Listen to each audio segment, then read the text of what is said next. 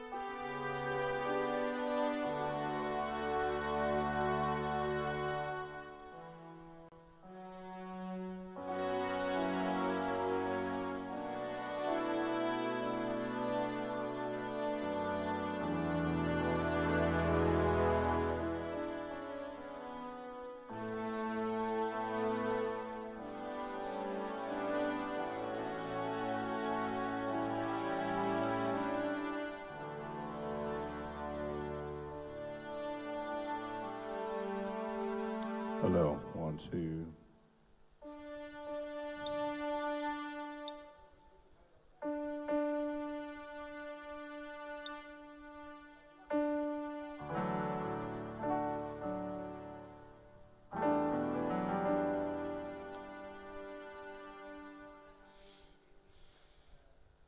Hello.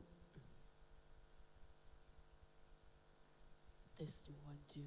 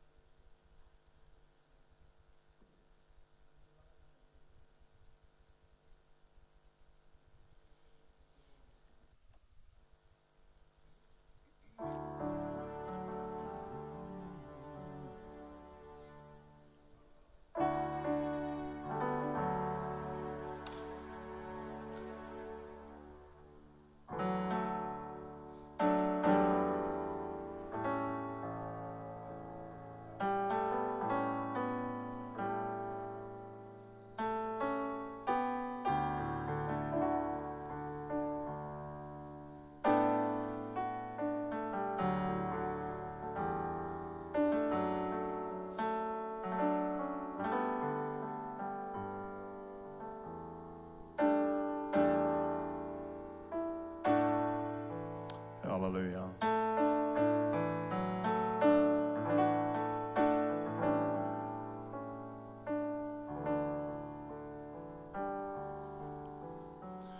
In times like these,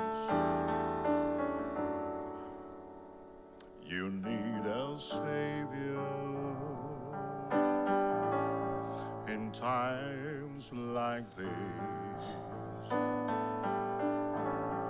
I need an anchor. Be very sure, be very sure. My ankle holds and grips the solid rock.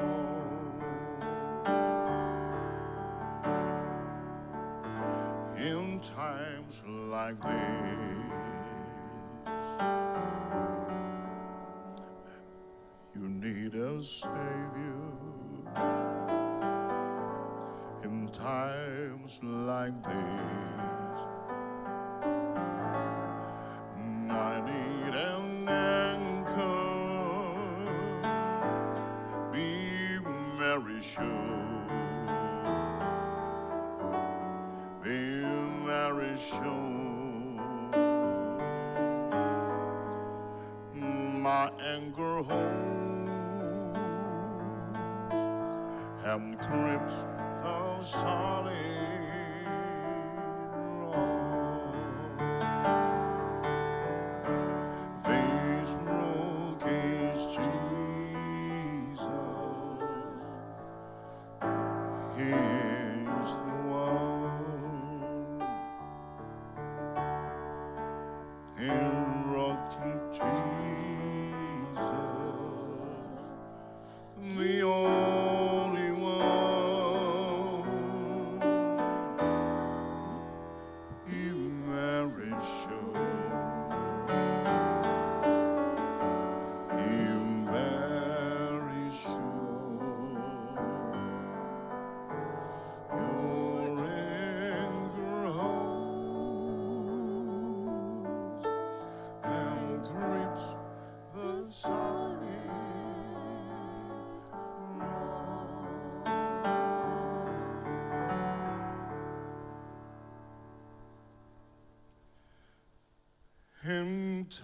times like this. You need the Bible in times like this. Won't be no idol,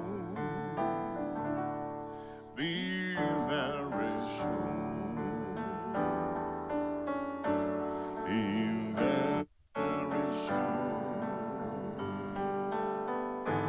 Your anger holds, encrypts the solid rock. These wrong keys, Jesus, yes, please go on. These wrong keys, Jesus, the only one. Be very sure, be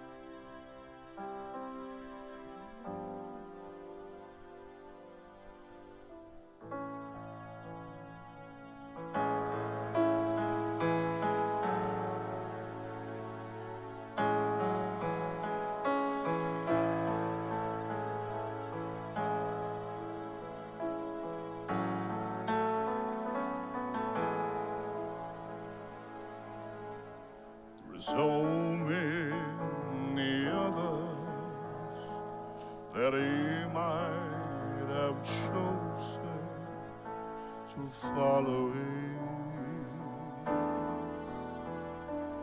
Others with learning and greater distinctions to follow him.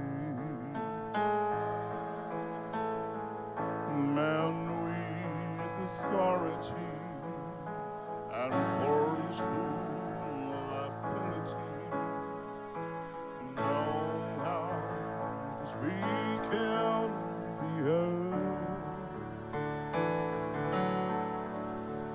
Well, I don't know exactly why I'm here at all, but today I follow my Lord.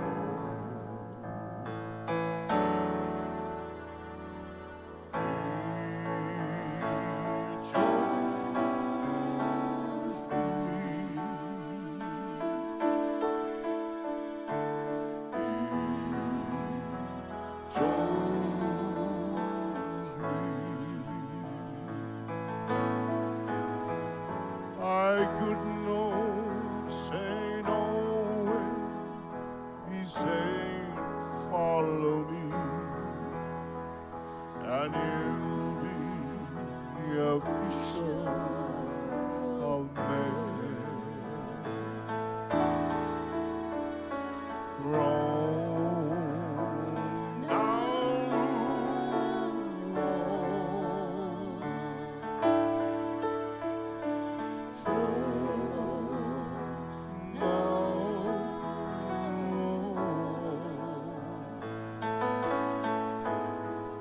I will not look back on the things left behind.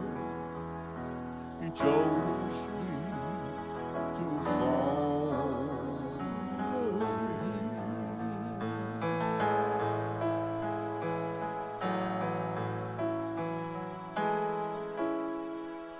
It was business as usual that day till I hear him say, follow me. I left home the heartache when Jesus said, come and follow me. I emptied myself my whole life completely, with no thought that this could be wrong. And as long as I follow the steps of the Master, I know just where I belong. Oh, he chose me.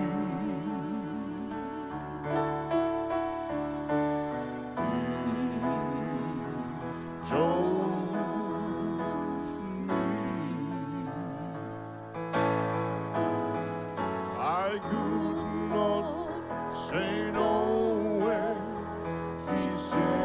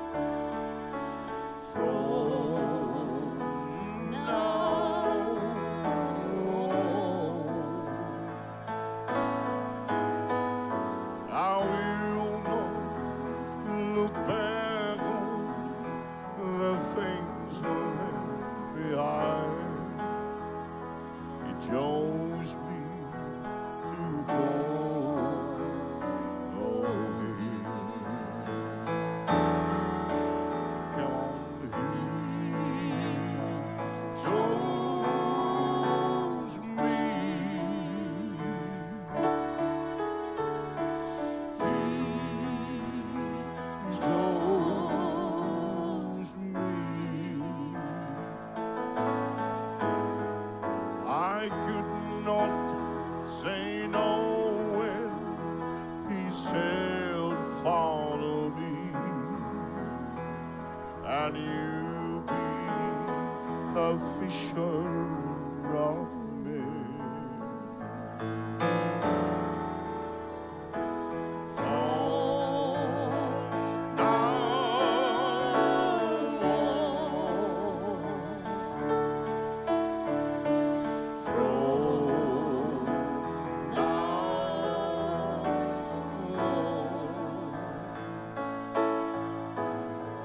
I will not look back on the things left behind. You chose me to follow me. I will not look back on the things you left behind. It chose me to follow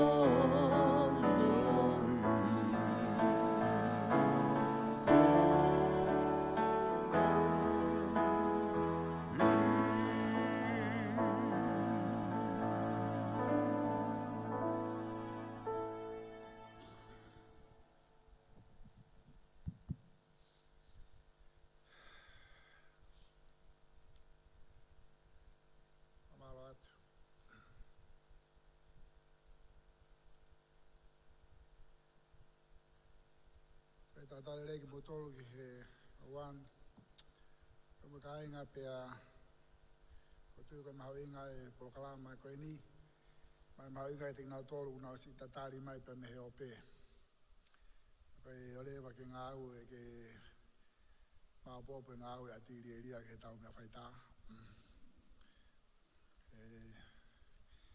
ko la vei pe ko pai ngosia I he Fatongia e ahoni, ai ke he koe timetable ena o si whalahi mai peke tau whakakato.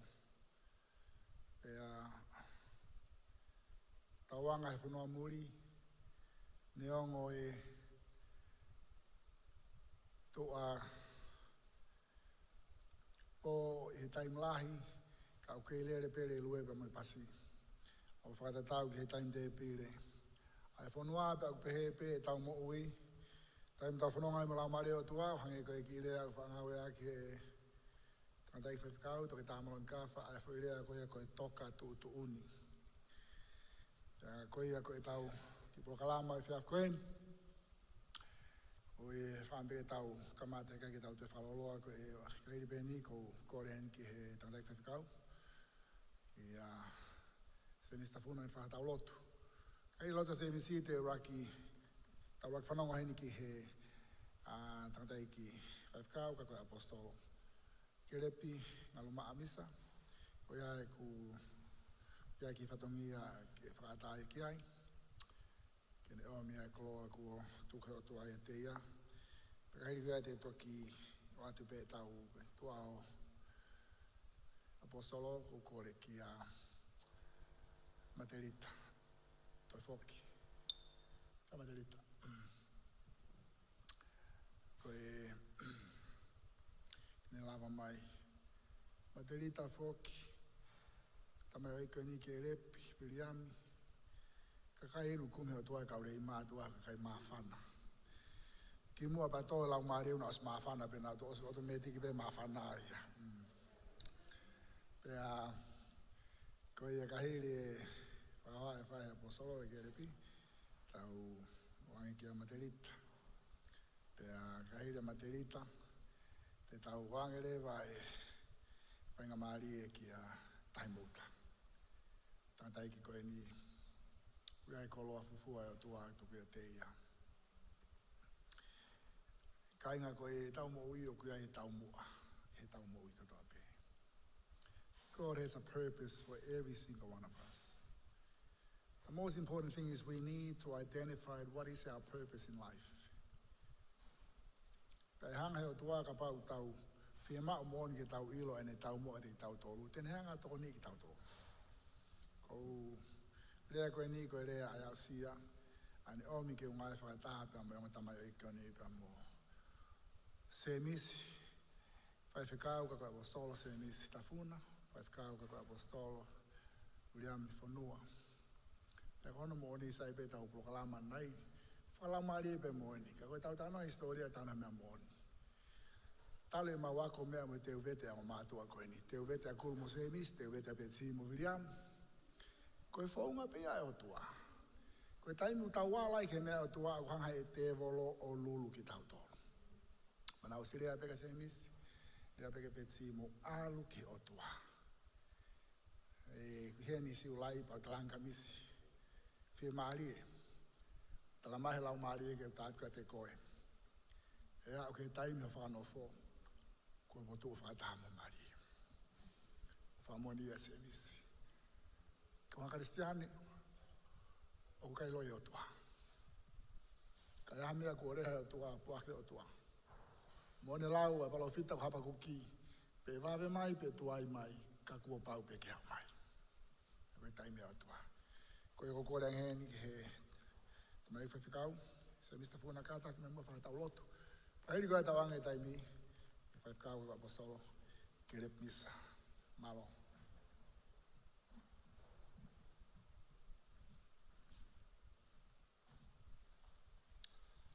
Ke tau lotu.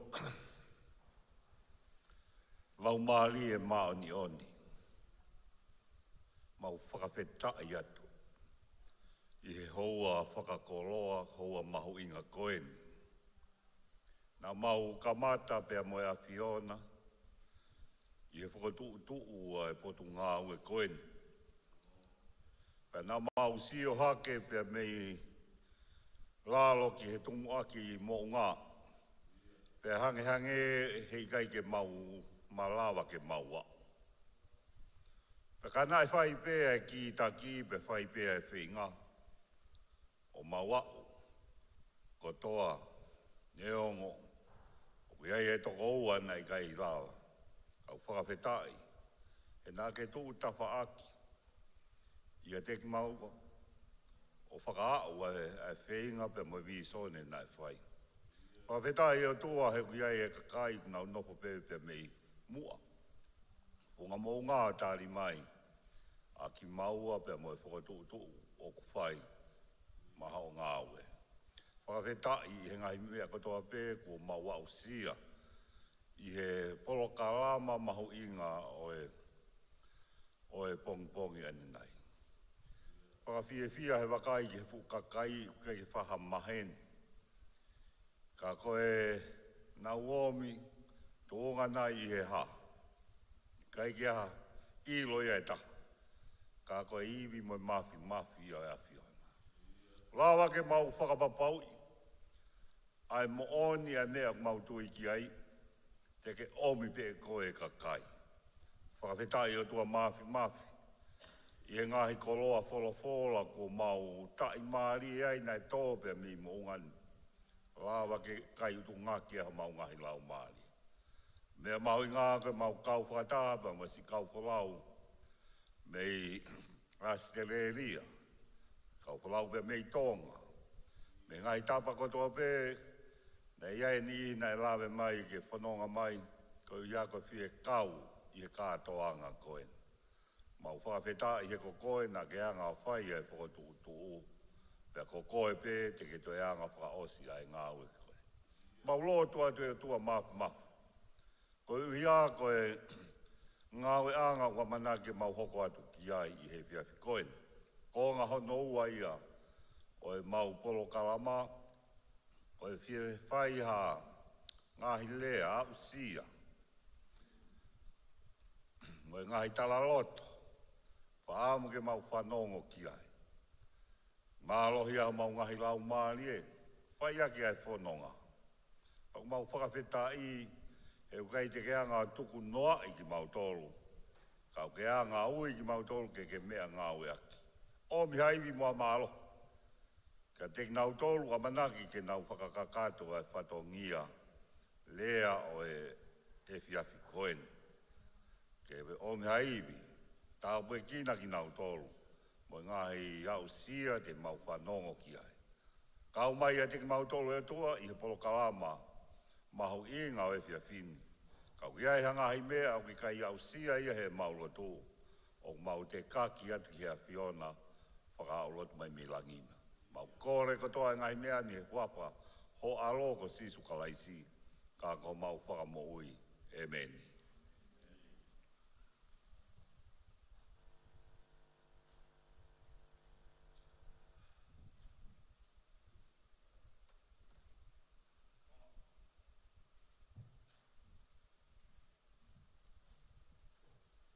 Papatoetoe i ki. Koe tau toki ngā uen ke toko lahi to tonu ko to tonu ke tau wau i ai. Ka ona ngalo a rei mātua. Koe ne vela nai uta tau pehe toko lahi mo toko si. Ka tau whawhita i ai ki.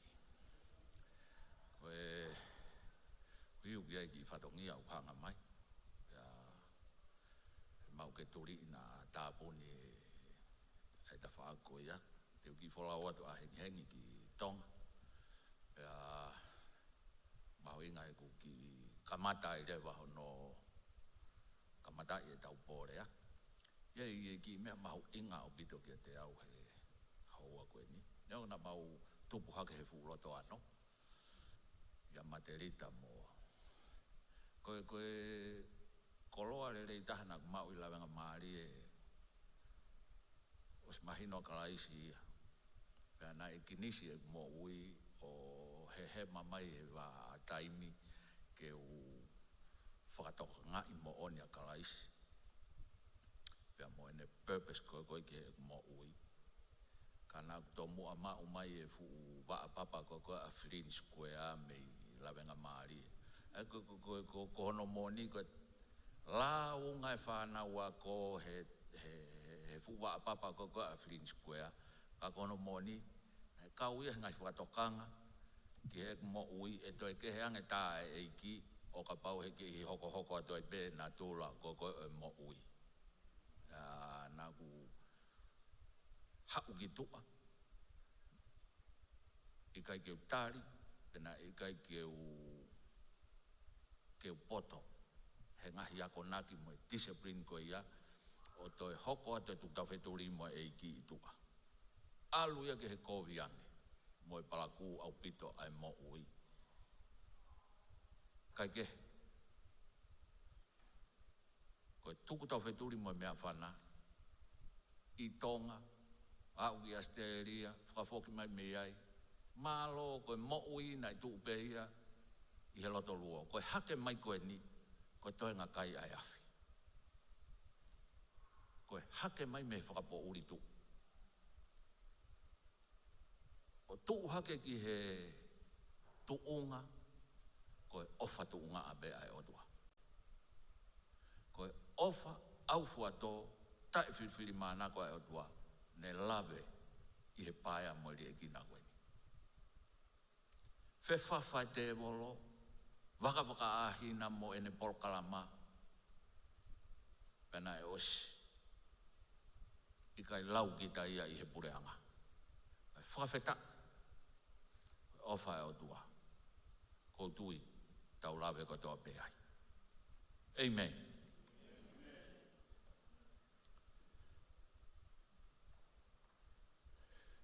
Tōko lahi au pito. Ai whahinga na mau i lawenga maari na i toi he koto ai mo ui o alo tu ume he tu a. Ka koe palo mesi koe hange koe mena e lawe ki ai ta mai o iki koe ofa e o tua. He kai foki ta e fua ha mea na e manawa ake he palo fita.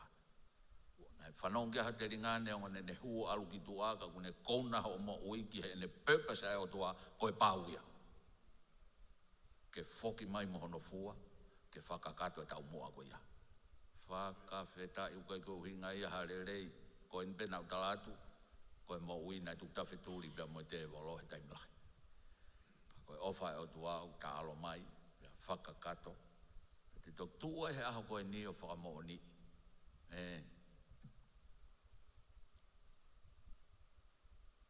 O whalahe o tuau ki o tau ki whonua. o whalahi o tua ki o tau kakai. Ia ki ves fola ko whaam ke pōre aki. Tohi e pe luta haua taha wha. Ko tau kamatai. Pea moe eiki. Ko tau onuat ki halakang whaou. O tau tari e tau mua e o tua. Ke tau tautai tangata ki he pure anga e o tua. Pako ki ves fola ko niu pe mai. Tūri koe ke whakamerino. He pe luta haua taha wha. Tūri koe ke whakamerino moe kakai ko toa pe. Pea pehe ke he kau mā oni. E tau pehe koe siasi ko sino kalaisi. Pea pehe ke he kau mā oni. Kai mā uia. He kai teke mamata ki he o tua. Os mahino ho tau ngafa ngā aue. Kai whai aki e merino whaka o tua. Amen. Teke tari e koe sipi i hoko wahe. Teke tari e koe ia e ngahi whakatanga. Mo ngahi ahi mo mea kotoa pe. Teke tari e koe ki whakamerino mo e taha kotoa pe. Koe pehe koe tūri. Pea ku mahino ia. O koe mea i urere mua. O ku hanga he wholwhola o pore i tau tolu. Ke tau tūri iange mea urere mua. A koe pore ki he merino. Koe hae whe hanga i o merino. Koe tae merino. Ta koe tae merino urere mua ia i he aho koe ni. Ka tau tae tokanga ki tau tolu kau karistiane kua ui e he otua koe whanau o e pure anga. Ka tau ka tae tokanga te tau toe hanga hake, te tau toe whe hanga hangai, te tau toe movete pea te tau tolu pe.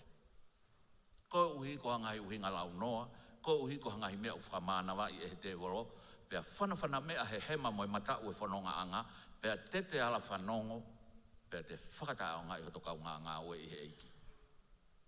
Laku ki mui, koe tūri ke mau, tūri ke whakalaka. Tuku ke to'o fuka, ai merino i ho tau wā ngā ue. Amen. Hahano aunga ke whai e moe, pea waloa tau pe whakata au ngai mea he eiki. Ko uhi, nai toka loto tae merino he kumo ui. Nai lere mua pe tae merino ia. Malo be ngā ue e kif. Ka kok tonga mo ui. O kai ke hā mai pike menfes ki toa i e merino whaka otua. O kou whai e mea koto pe o kou whai. Whai i he merino whaka otua. Amen. Wow. Kau e he mea mahu inga. Ko ki wholau atu koe ni ki tonga. Mahu inga o pito ke te au e ki wholau atu koe ni. Mau kona he mau poate koe ni ku lere koe mau ngā ue ki he whatu ai whau whanua maa tonga.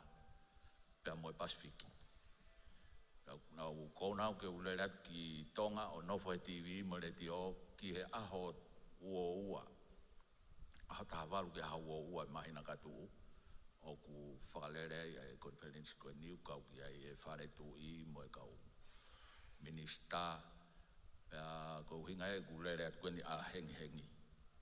Ke walo atu tangutu te prokalama koe ia. Aku mahu inga ke te au e wholofola koe ni ia. I he tau kamata koe ni mo alu koe ki he. Ke holoki a wahe. Kai mau e merino e he whanau ai otua. Koe uhi. He tau toko sii ai whanau ai otua. Kau mahu inga e nau taha. Koe mālohi lahia ke menfese mālohi o otua ke ne hanga holoki. Hame ake holoki, taaki e manunua, tupe i, langa hake, kai toi tōwho au. Pea mahu inga ke sino kalaisi ke makwe merino, heart connection, whai taha. Wha ahuloto he rea e TV na rea e palofesa siapani o pehe. Oku taha ai fu system for au kone one world order. O nau taha ki nau tolu, ki he tuunga te nau toe whokotua ko la iate ki o lunga i he teknolosia o e aho koe ni. Pea ulotonga kai la ko la iate i he ahoni i hu teknolosia kai pakalongolongo pe whanau ai otua. Kai momoko hifo saula mo ene kautau. Koe whehu i e fu palofesa sai nisi koe nina ne pehe, ko whea te evita. ai koe ne whehu I koe ake he body of Christ. Sino kalaisi I he aho koe ni. Whanau o e pure anga. Pa koe pōre ke whai ka tik tau tolu he aho koe ni. Unu ke he whaunga. Neongo tau tokosi. Pau sisi a te vita. Ka koe makata ke he ikona o koe ia. Amen. Fie mau e tau taha. Fie mau e tau whe ofo ofani. Fie mau e tau whe mahino aki. Koe pure anga e otua. Whakatata ia ke he toko ua. Lotonga e na whanonga o toa toko taha o whahi wha toko taha o whakatu uha ke ia. Toko ua. Pure anga e upanaki. Amen se misi. Koe pure anga e ko panaki. Tuki o lunga. Koe ahoni. Pahu ula he te walo whai ke he loto whare o I sino kalaisi. Te ke tō hataha iau o ste ke I be ke tō. Pea ka tō hataha malaki hifo ai be ia he taimi ko ia. I he ngahi uhinga, moe ngahi whotutu, mau taimi o ohofia ke he te walo e tau moui. Kai ke tau lawa whatonga I ho tau ngafa. Koe fu system for all koe ni ai one world order. I he ahoni. Os maa o opo nau tolu. Osi unu e ngahi pure ang whatataha, tu whakataha. Nau osi maau nau tolu. Os teu mai nau tolu e mea kotoa. Pure nau tohe panke, potu ngā mo ui. Mea kotoa nau os pure nau tolu moi koloa. Koe toi peke nau hike whika kou nau tāhe koloa. Hiki hake fui lae koe ni. Oi toi ngau toi mamani. Mahu inga au pito ka tik tau tolu e tau unu ki he taha. Whekauia te ulere at moia ki tonga. Aku mahu inga ai whanau e pure anga ke tu whataha. O whaamau te whaawhi ki motolu ki he polokalama ko ia. O hau me he tapa ke he. Ka kohono mo oni. Ke whakamahino ki mamani o ku taha e whanau ai o tua. Lahi o tau ngahi ui o tau tolu ia pa ku ui tau tolu he iki ke ngahi tapa ke he pa ku mahu inga u bito pe ia. Ka ku mahu inga e tau whi ki tau tolu koe fōi whakatata ia taha e pure anga o e o tua. O ku hange hafu kupenga. Koe kupenga o kupena ia pia whi ia ke ne pae taku. Haka kai ke pure anga o e o tua. Amen. Koe tau heart connection koe a tau tolu o tau lalanga fu kupenga ke whai ake tau tau tai ke pure anga o e o tua. Ko koe, moau, ko se misi, pia moviriami, o kuna hai, o mahino o kai koe whekau aki I ha uhinga.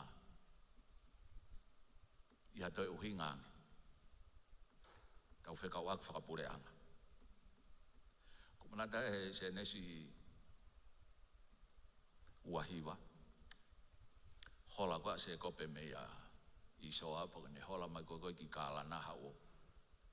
Hu mai ia ki he lalo akau I kālana o ku tātā koto te kau tau hisipi ai. Ko tātā koto te kau tau hisipi ko tari ke whakainu e nau whangasipi. Hu mai se kope ia ko tama tau hisipi o si o atu ia ki he kau tau hisipi o kālana o nau ki tātā koto. Pea pehe se kope. Hame utua ia hano whakainu e whangasipi.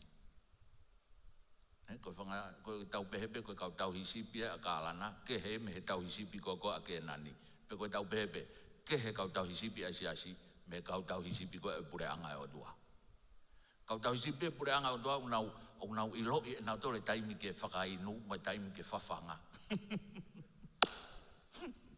Hu mai tau hisipi asi he tātā koto fua a hano loto pantalangi. Hame utua ia hano whakainu, kai whawhanga. He ku ilo he tau hisipi o ke nani, pe koe tau hisipi o pure anga, koe sipi ke kai inu. Pe inu kai. Iloi, ongoi, mahinoi. Koe kau tau hisipi a koe hoko kani fope mo tātā koto, koe ki ilo po koe tari ke tipi e whangasipi, pe koe mahamahaki, pe koe haha whainga mea e ohofia whangasipi kai toki wei. Pea upehepe tau hisipi whakasiasi, mai tau hisipi whakapure anga he ahokoni. Se mis pea moviriami, kua whakanofo moa he ahoni. Ke mo ngoi, mahinoi, pea mo ilo pau, ai taimi ke kai, moi taimi ke inu, ai whangasipi, kai ke ngatai. O ke mea totonu. O ke hepe tau hisipi e pure anga mai tau hisipi. whakasiasi i aho koe ni. Kau taisi whakasiasi e hoko hoka ni fo pehe lalo a kau kai o ko tipi e whakasipi pia toku whawhanga, pe toku whakainu. E tuai a te hoko o si ohofia he maha ki ia ki nau tolu koe tupu me he tae kai, mo e tae inu. Wow, ko mo whakanofo e hau ni, whakanofo kai onga tahu sipe pure anga. Amen. Whakawheta.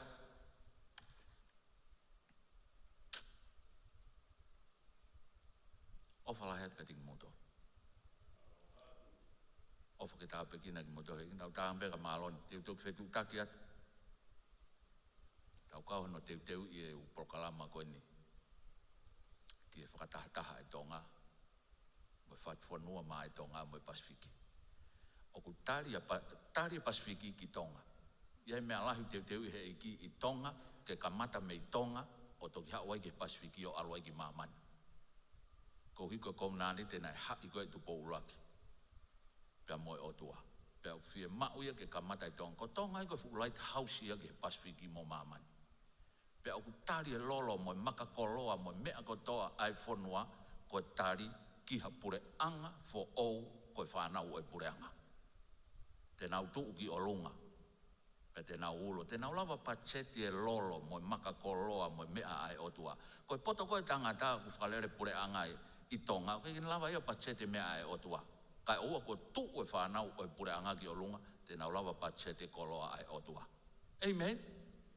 Koe mea ia ai whanau e pure anga ke whai i he aho koe ni. Pea mahu inga ia he aho koe ni. Ke tau tuu ki ho tau tawha aki. Kua ui ki tau tolu ki ai he eiki. Pea mahu inga au ki toi. Koe ngā oe ki ai he ki whai aki aha ngā oe whakasiasi. A ke whahinga mindset whakasiasi. Koe ngā oe ke ngai mea whakaluku fua pehe. Koe mindset whakapure anga ia. O kusio whakaluku fua ia. O sio i he mo ni mea o whakatatau mo e whina ngalo o e otua. Pea mahu inga o kito ia i aho koe ni. O nā tuka tonga. Pea koe uhinga e tuu a ngā we i Nuusilani ke whamaa o po e tonga. E tatau tofu pe ia mo e mea kou whai he otua he ahoni ki Israeli ki he kakaisiu. O unu e kakaisiu ia whamaa o po. Foki me tapa ke ho mamani nau foki fo na tolu ki ho nau wahe fo noa. Ko me wa wata he tau no teke atu mo no whakalahi ho nau area o nau tolu. He nau foki fo na tolu ki ai. Pau ia beho no hinga tau whakatahataha e tonga i Nusila, Australia, Amerika. Whakamaa opo ki he purpose a e o tua. Amen. Whawhetai. Tūri e mea ulere moa. Tara mai whora. Tūri ke whakamerino. Koe mea ulere mua, koe tae merino. Whamaha popo ke hoko merino i api, hoko merino ke neipa, hoko merino ke tapa kotoa pe.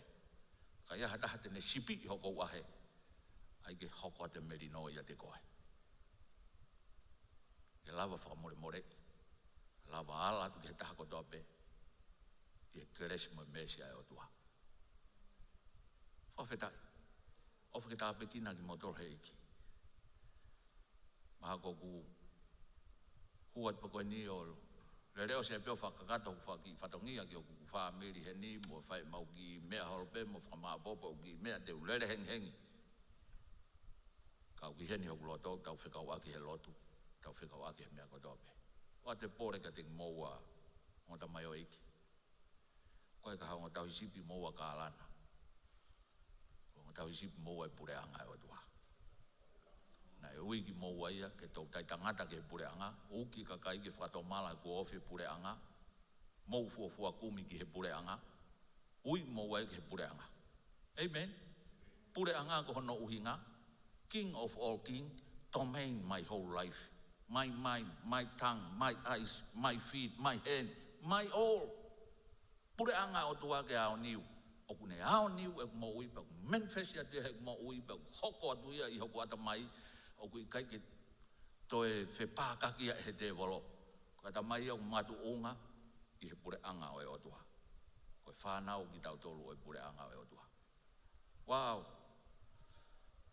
kai te os ko ne fulo loa behe ko vai hare I mātua pa mai no rewa o ku tō ki hono afo kai whawheta te tūsi he, ko hi na no e taimi pa Materita. Ke ilonga pe ngai fulula, neongo toki ilonga ngai fuwa papa a Flin Square, ka ke ilonga pe ngai fulula a Materita. Whakawheta. O whalahaiat ka ting mautolu o whakatapikina, tok whalawa mo e iki Materita, ko tau hoko ne tainimi, ko tim ngā oe pe whakawheta. Na tau lawenga maari he ofa e o tua. Neongo na tau tutupu he uloto ano, ka kono mo ni ko e ofa tu unga e o tua. Ka kaha. Ai nau whakapure a ngai. O tau whakamā o popo kia hi aha koe ni. Malo.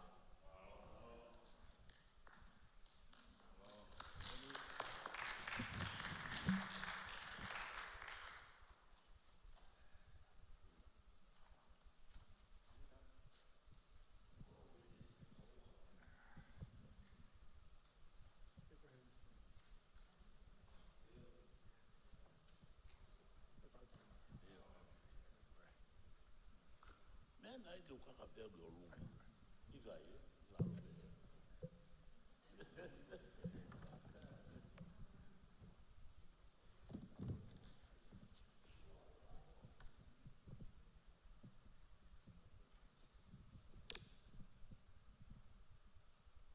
Eke lava e.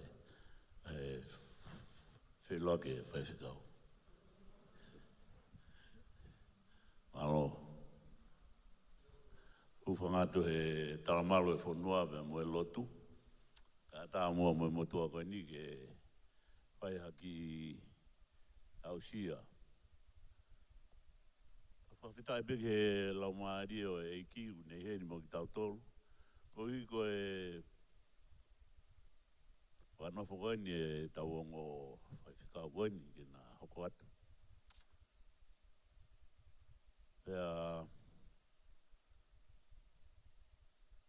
ko wha tāno pe whong mo e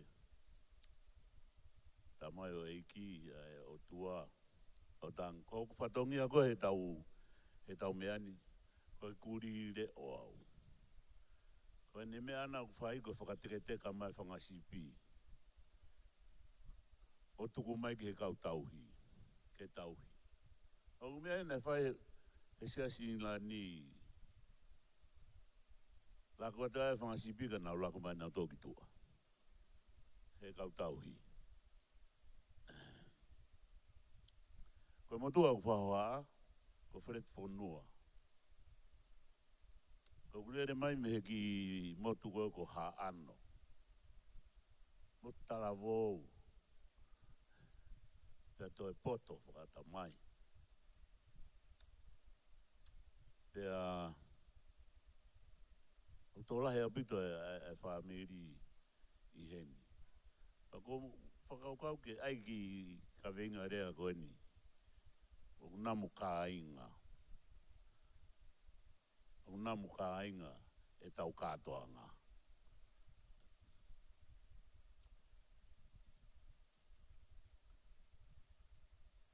Mahalo ku mou mea i pēng mou tō luia. Ai haa koe ni ku maui ai. O mau tō reni o ku kei paresteni be i he siastonga tau ataina. Ka koe ku lere mai me he tawhako ia. Mau tupua ke pe siastonga tau ataina. Pea au mea i o ako i he ako Saandelu. Koe winga ena ku aloa siasi Inglani. Saandelu. Kamata e Saandelu he tahiwa ono ua. O au ke tahiwa ono walu. Kasi fu ako looloa moni ke kalasi peta. Kalasi taha pe he ta ue fiha. Tika atu Pea koe maurere mai o ku kaukau a tatau pe ho mau wae o ku tu he mamu e mau matau i hapai ka he mai wawau. Kau tatau e ngō e mau. Pea, koe hoa hoke o e tamai o eiki, au ku whaingoa hoki he mau tau ki matu koko haan, where unga. Kaike, tau hoka tumua. Pea, koe haui au ako i he saande lupa, kamata e ako he hawhe hiwa, o tuku ke whaai whiawhi. Uai ki break he hoa tā, koe taimi hoa tahai o mau mea tokoni. Au tau i koe he ahoni koe lunch. Pea, whai pehe atu e mo ui, kamata ke uki i fe maheni aki koe mo e whare ako mo mea. Koe tuku koe ako he wha, kou alu au ke whare lo tu o nofu ai. O ki i ako lo i pe ka taritari ai pe ke taimi lo tu. Ko taimi lo tu koe se asi ku whai he ni mai whiawhi. Fitu pongpongi ni mai whiawhi. Ma u lo tu au i ai. Kamata ia i he tahiwa ono wha. Ono ua na huai, ono wha ko konireti lewa ke se asi ngani. No fuai pe uia o uia o mohe pe uia I whare lotu tari ke he lotu e pongpongi taha. Pe ai pe uia. Pako e whainga lotu koe na umau he aha koe ia. O whae lotu I whare lotu. Koe mea e o whae ai lotu. Koe hau koe ki tua, o tuku pea si isu ia I whare lotu ka hoa ki tua. O alu noa I holoai. Tok whoki pe o wakai a si isu ki whare lotu. O pehe e whainga lotu koe na ku whai koe a koe ia. Lere mai ai e whahinga mohono mamalu o lotu ma opa apito no whai o nei. Ka tuku pe whoka si sui e whare lotu koe. Te aruhola tai he hala o mea ke he ia. Ko anga whakalotu pe I whare lotu. Pe anga whakahala rewa alu he hala. Pe anga whakamatatahi alu he matatahi. O pehe e lotu koe nei whae aho koe ia. Pea au haueni o ki haurewa ki toko ua sotia ko ki sotia ko o nevela. Tamai tau ki he pisipa. Tamai e vehala ke aluange. Iyo, ba maore vai kua neha uma pea e vehala uma. Koe hui ko sotia. Koe motuani na e whemokina I he mea koia. Sotia I tonga, osi e kuako he tahiwa no walu. Pa hure vaia he tahiwa no hiwa ke sotia. Koe rikuruti na e hu he isanuari o e tahiwa no hiwa. O kui ke ono. Paupe, teu ki hu pe ki he. Osi mahino ia ko ngau e whai tonga ko whai makoni. Hu lalo wae atu pe ki ke whare mea koe ia. Koe au. Teu ki hu ke he.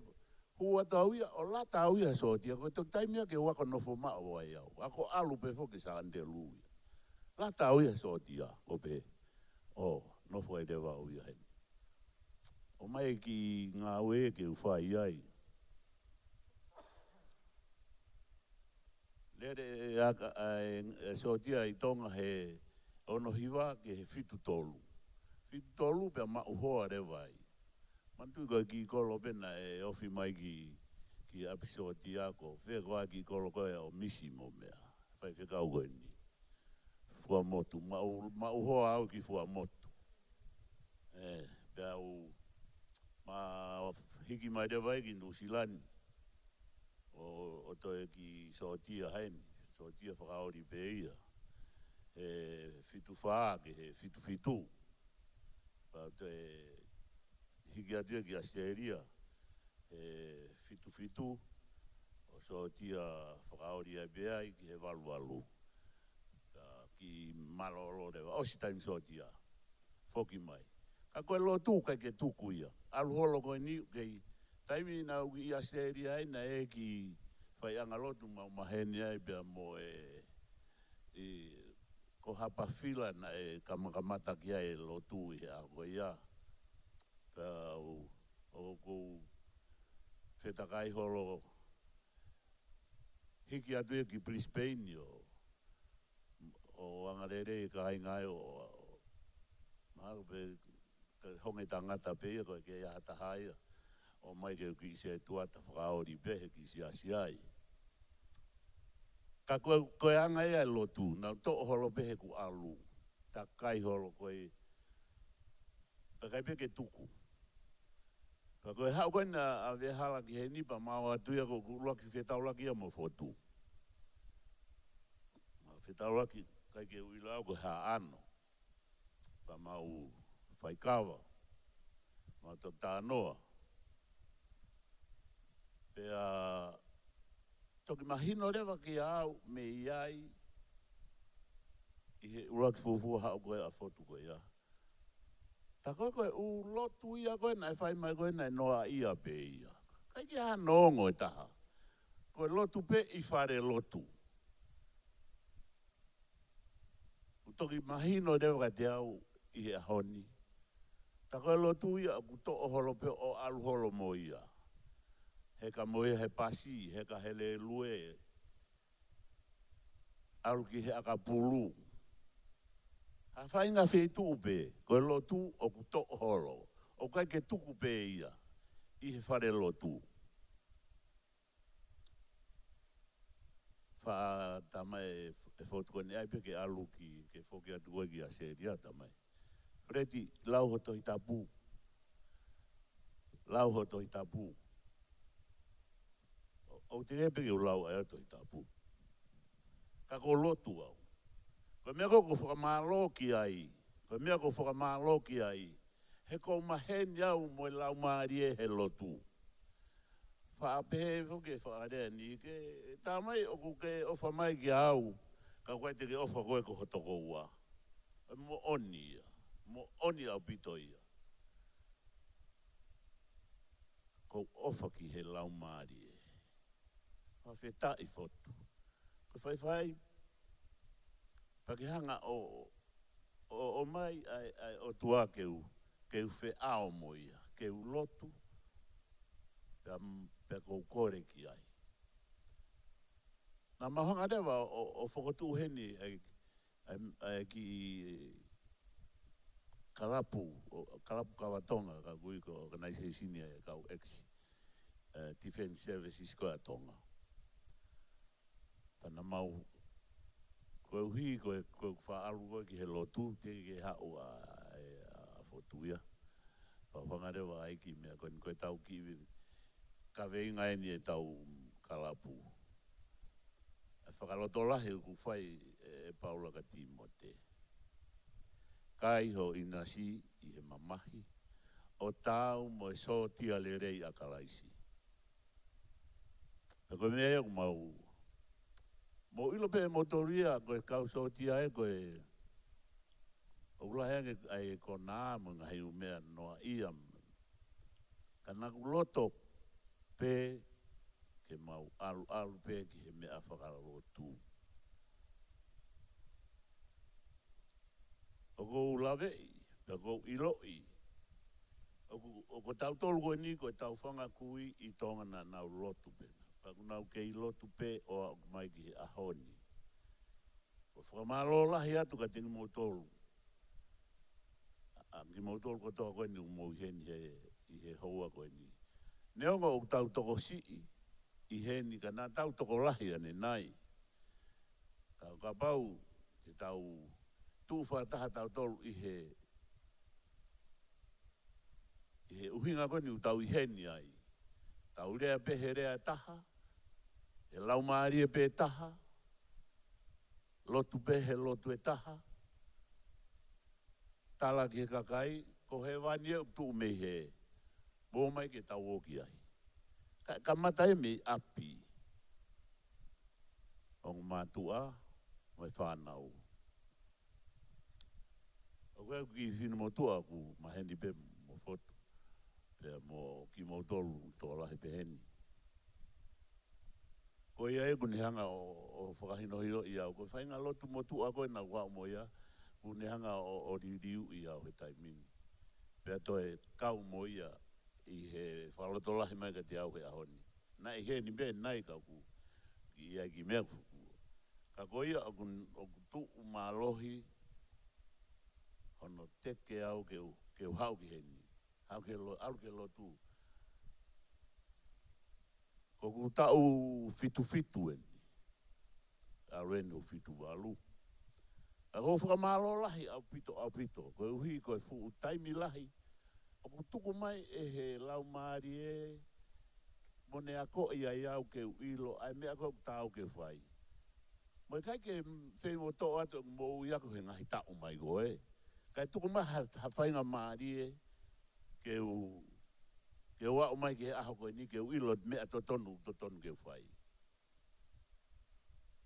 Ko whamalo lahi au pito.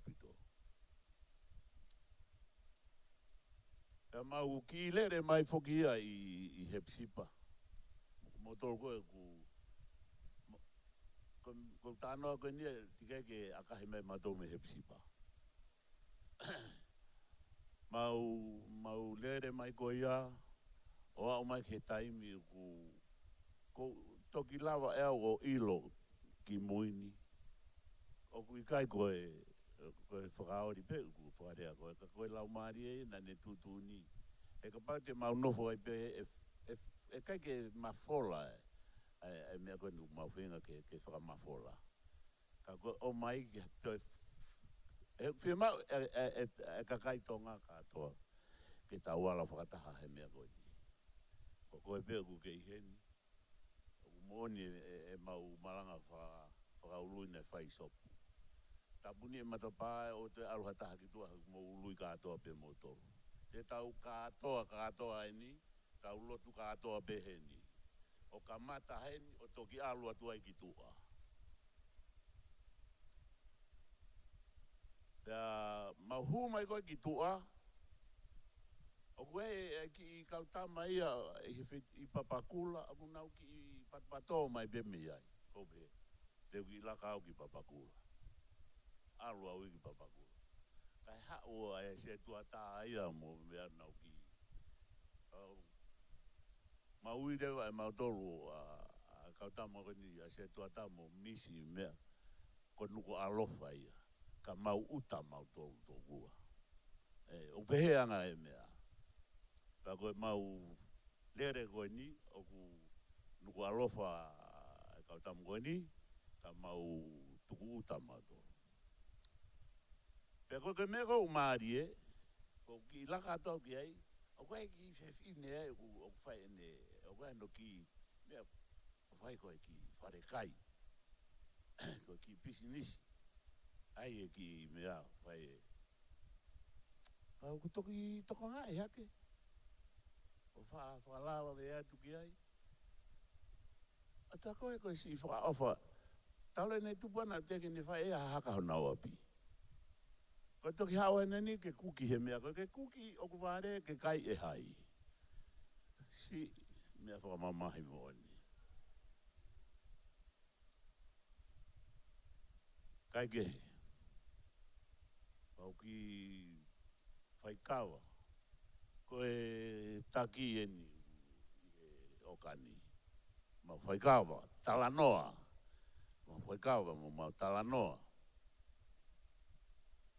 Koe mea koku maaria ka te au, ko wha eke anga rewa ki a ake sa. O kuanga whe, e ulaheanga e ne tuwha ea mea kai ke kakai. E mea koku ai ke totongi.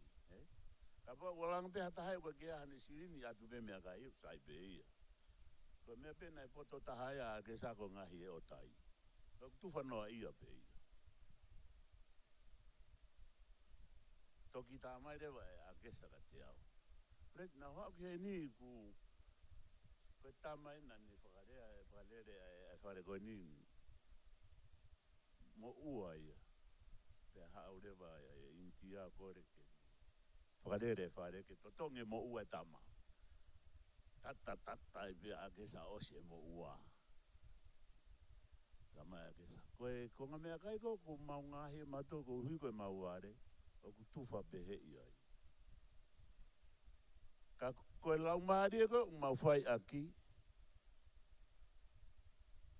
Koe to ukupu koe eiki u whai aki hono tufa. Ke ilo ai he kakai. O whātu e eiki ka teki nau tōru. O kai ki hama ui e mauai. Koe me e whai koe he tō taha koe.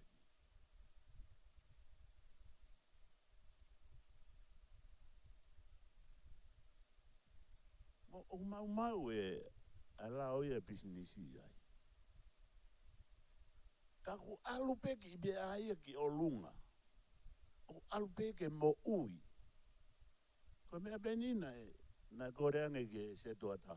Se tuata, ain koe tau tolu koe ni. Pa mai mau ki mei puru maasima ke aia ke mau ki whare kai. A oe ke ahoni utika ke anga mei puru ia. Mahalo na uiri fia ia na saiange e mau ki mea mau tolu e. Hene mea ana. Ko mea ko o maari e. Koe whaki ko o whai. Koe uhinga ia ke mao ai ha sirini. Oku uhinga ia ke tuaki atuai ha tau eiki ko si sukaraisi. Oku ofa atu. Oku e kau homelessi o papakula. Paku aratu e kau tama e koe ni o tufa atu he fiafi tūsite. E nau me atokoni. Ko uhi pe ia ke au ate ofa asisu ia nihong na whainga tā ia. Ake sakataki mo ki I laka mai ange o ki rea ange ke kakai mea koe ke whai.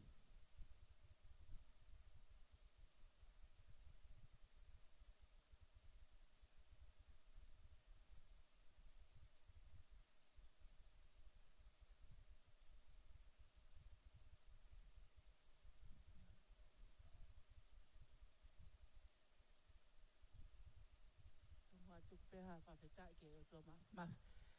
Ko e whakatau lama ko whai ke tau ngai mo ui. O tau o sia ai he pia whakakoloa koe. Ko e ahoni na e whakalea mawheret ka Aotearoa pa te tau lea. Po tarangi ai alu pe ko whai tā lea. A kai ke kono whakatoa ko tū atu he ni e whiawhini. Ka lea pe ke o whae o tua. Ko ne whai ke mo ui, whakatau atai na e au. Hala whanonga nei whai mai whanonga. Kai ke whahalau ke ai.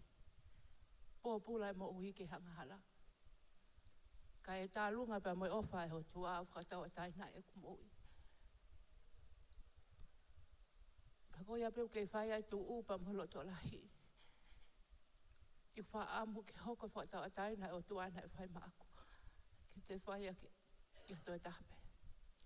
Hanga ka whakatanoa na whai wheleti, ai ngāwe o whakahoko. Ka ngāwe o tua o ka mata pe me halata. Lue hala a tā holope.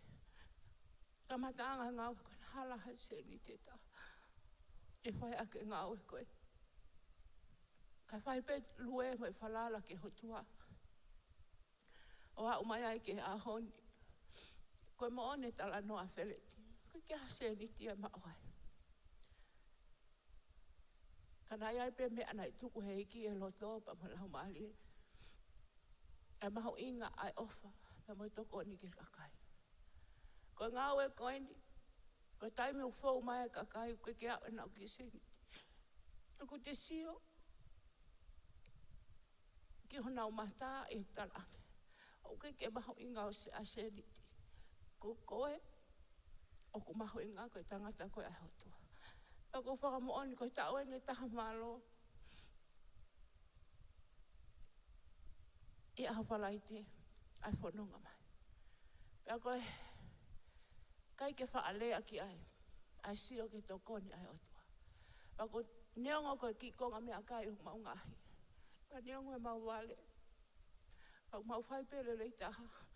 ke whakahai a te sisu, ku mautui, pa mo walala ka ni whakatau atai nā ki mātou. Whawheta, koe whau mai, ai angolo koe, hoko mo tu koe whaloto lahe. Taim lahe ko te anga wheleti, ku mahe ka sā. Nga mai wheleti, tari hina kau tā wheleti koe toko tā o te kasa. Wheleti, ke mea koe. Mahau pehe ka kai ko whakalele koe ni mawase ika. Ko seni te o mai, sia si ika kai ko whaamu ke Naomi, si ngāue ai ke maua nau whoima, o nau ngai family. Whau mai ka kai, te kia ke nau wahe, o si ila nau toru tali pe whamu waia. Ko nau oange pe, o atu e nau mea ke nau kai. E taimi lahi, ho mai tala mai, ko e kia seni te whekai a kauleka. Whapole i lahi e ku mo ui kautara. Ko whe mea te umahu inga ia, ko seni timu e konga mea kai, pe koe tangata au paui. Pa ko whamo oni e whia whini ka inga. Koe ngā o ina tau tōru. Wasi kakau tuku hausia. Taime o toi ai fo i keke. Te ongo i pe te aratu o atu. E nau mau me whakamāloa me loto hunga ia. Hono oange mea kai. Ko pehe whaka. Monu ia si kakai. Mau pe konga mea kai api. Ka koe te au tonu. Ki whaka ofe kakai koe. Ka koe ai. Koe ki ongo no at pea ka hoko atu e tau pōle a ke ngāwe o kumawhai. Moe angolo pa me uta. O whātuk moto. Tu mau e behen ke tau hiwa. O koe e mau ki kau hiwa. O wana. Mau motu mai ke tau ki Aotearoa. Tau pō hiwa hoki mo pōrea.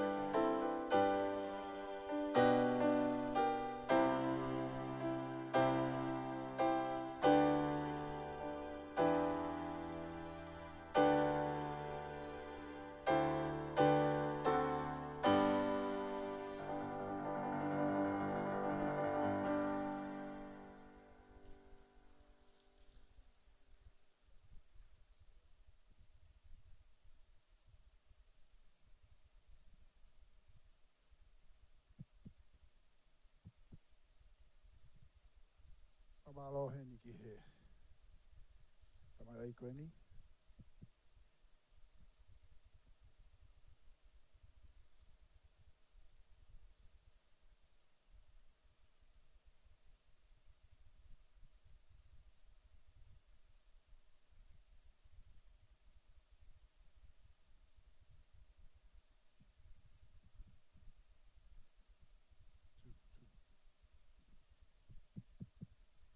Whamalo at Filet. Vai vahe, Hoan.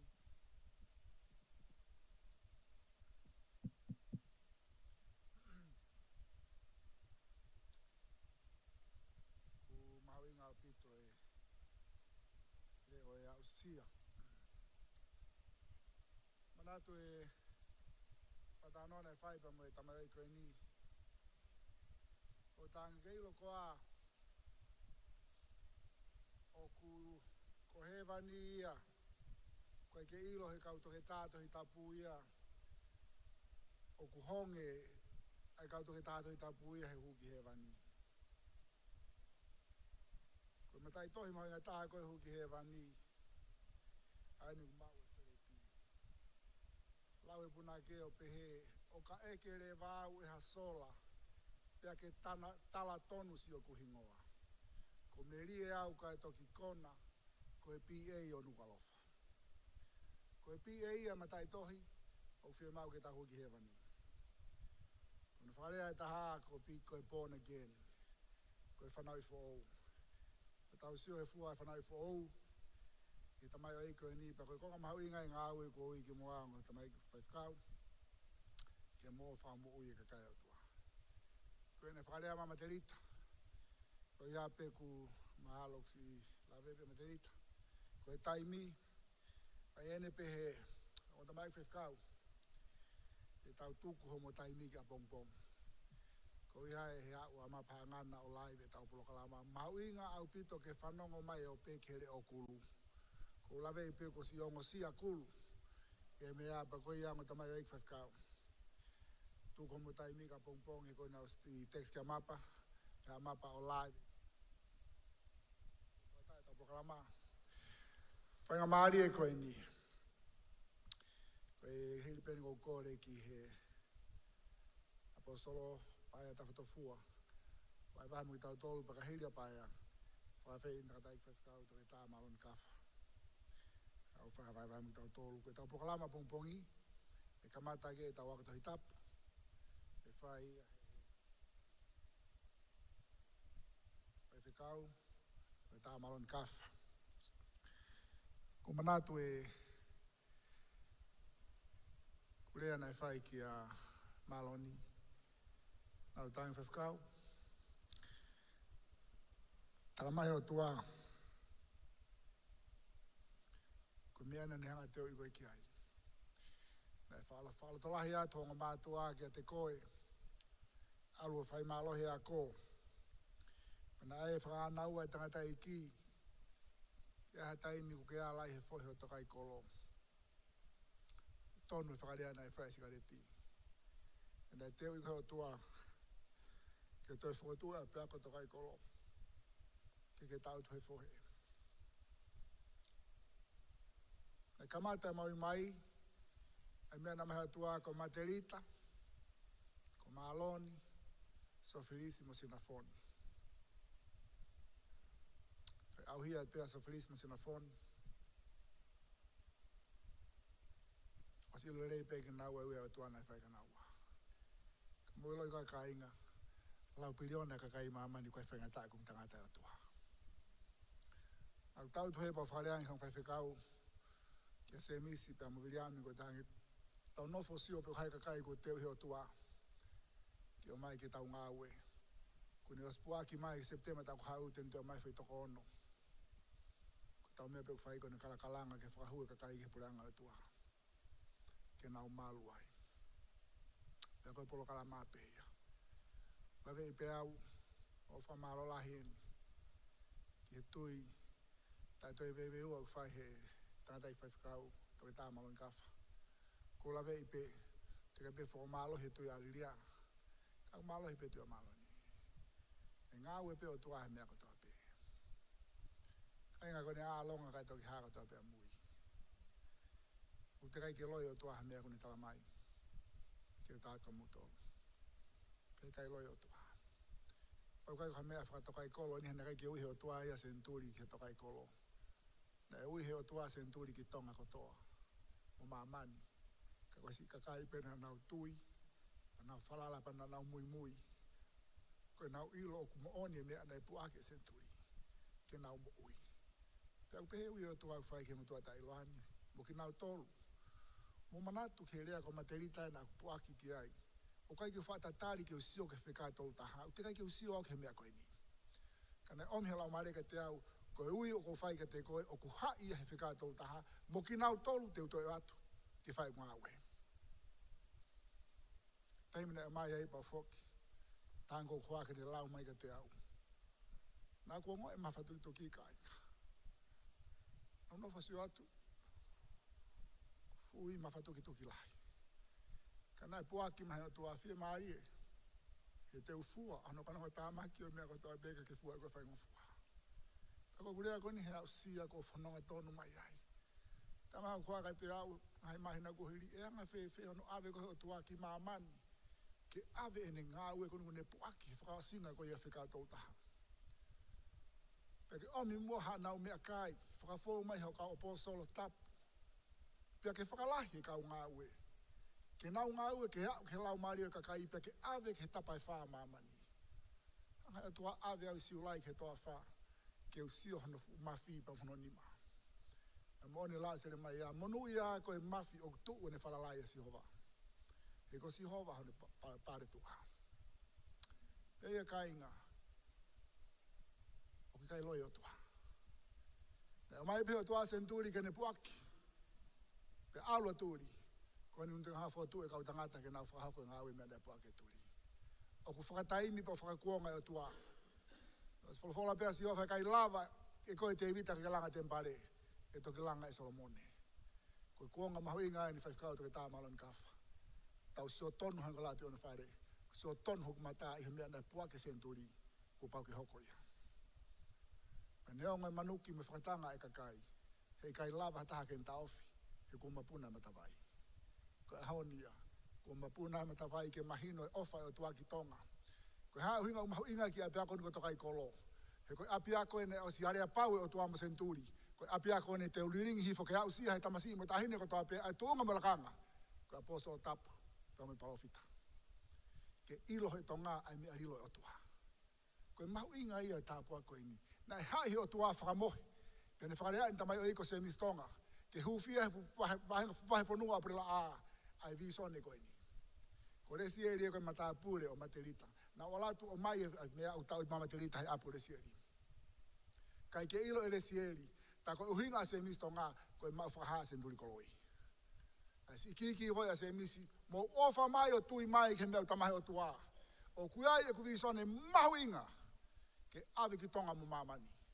Te ke sio hatahe tau e fitu, ka toki haa se misi o mata noa, te ke sio hatahe po fe visone.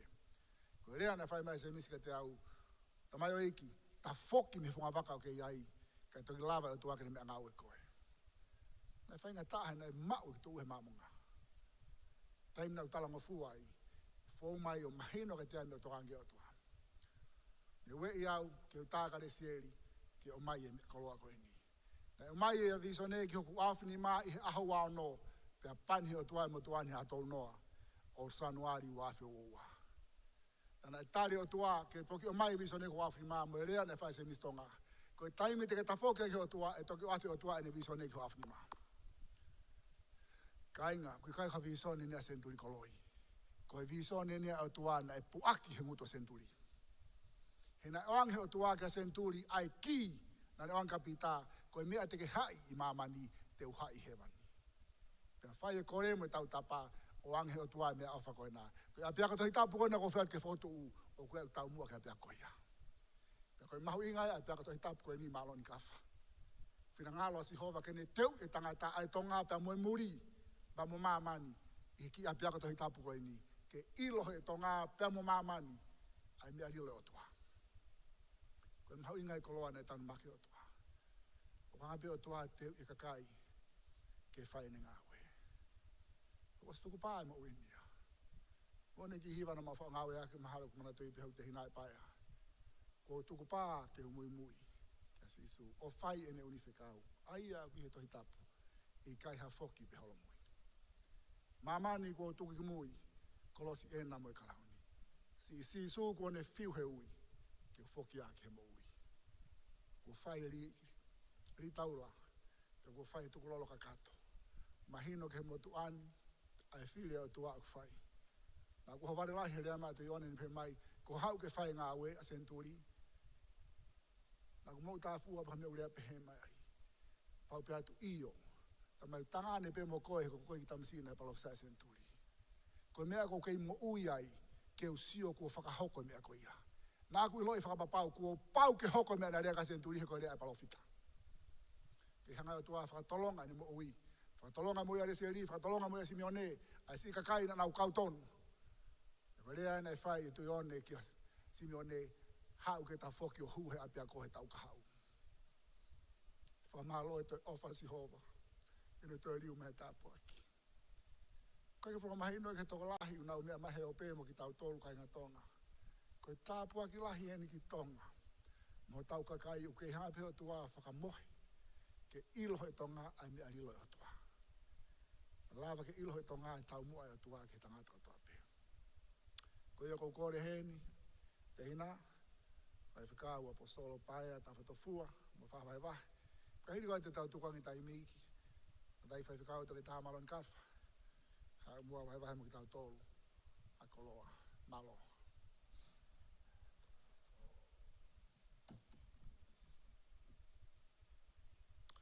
Whawhetai lahi ke o tua, whaapa ke ne awhio, whaapa ke tahanu katoa pe, kuo tau kau whakataha I whareni, a tā mo okwe whainga maari e koe ni, ke u whai ki lea nou pe I he ahoni. Ka ke u whakau kau te uka e rea.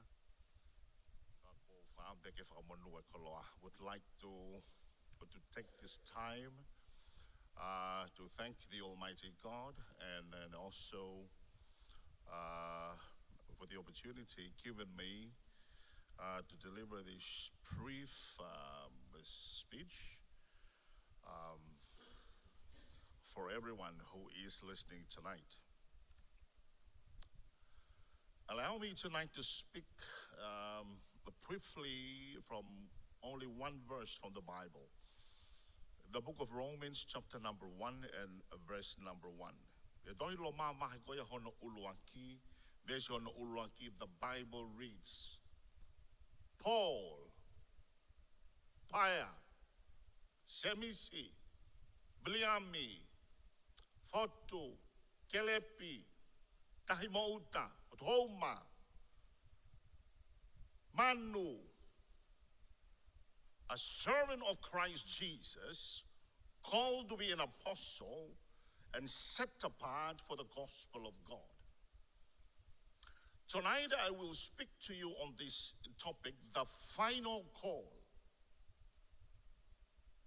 It seems to me that we are living in the edge of time.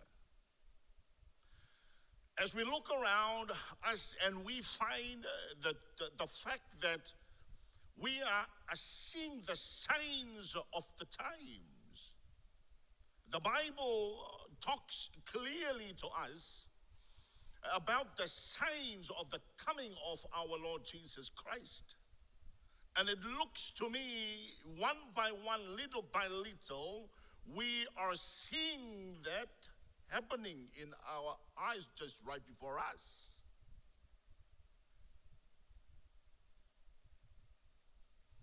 And one of the things about God, He is not a violator of man's will. But God calls. I believe the time and the people that we have now are hearing the final call.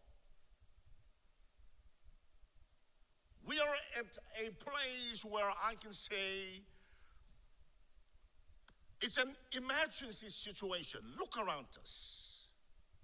we are hearing wars, rumors of wars. People are standing against people, kingdom against kingdom, and we are beginning to hear unrest everywhere, killings, and we see family against family, and we are beginning to see those make manifest before us these days. But with that being said, it brings to me the idea that we ought to do something. And more, I am hearing the voice of God calling. Imagine with the world of 7 to 8 billion people, let's say 2 to 3 billion people are Christians, not counting that majority of those who are Christians are nominal Christians and they are not born again Christians. Just imagine the heart of God for people. You know, in the heart of God, it is to save the lost soul. But that cannot happen, ladies and gentlemen. That cannot happen anyhow.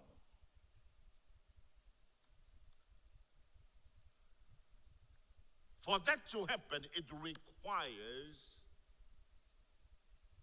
what we are speaking about tonight. The final call.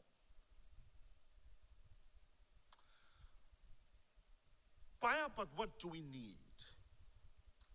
What do we need in this final call, with us attempting this final attempt to save as many souls as we can possibly save?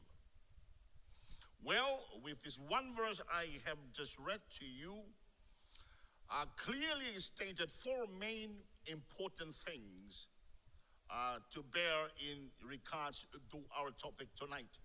Number one, in order for us to, let's say, look at what is needed in this final call, Paul is needed. You, me, we are needed. One of the things I have come to realize that God's method never changes. Time changes. But his method, his ways never changes. His method remains, and it will always be a man. God never set up a program. God calls a man. Very interesting. In verse number 1 of the book of Romans, we find the Apostle Paul responded just like that, bringing himself to the forefront, saying, Paul I am.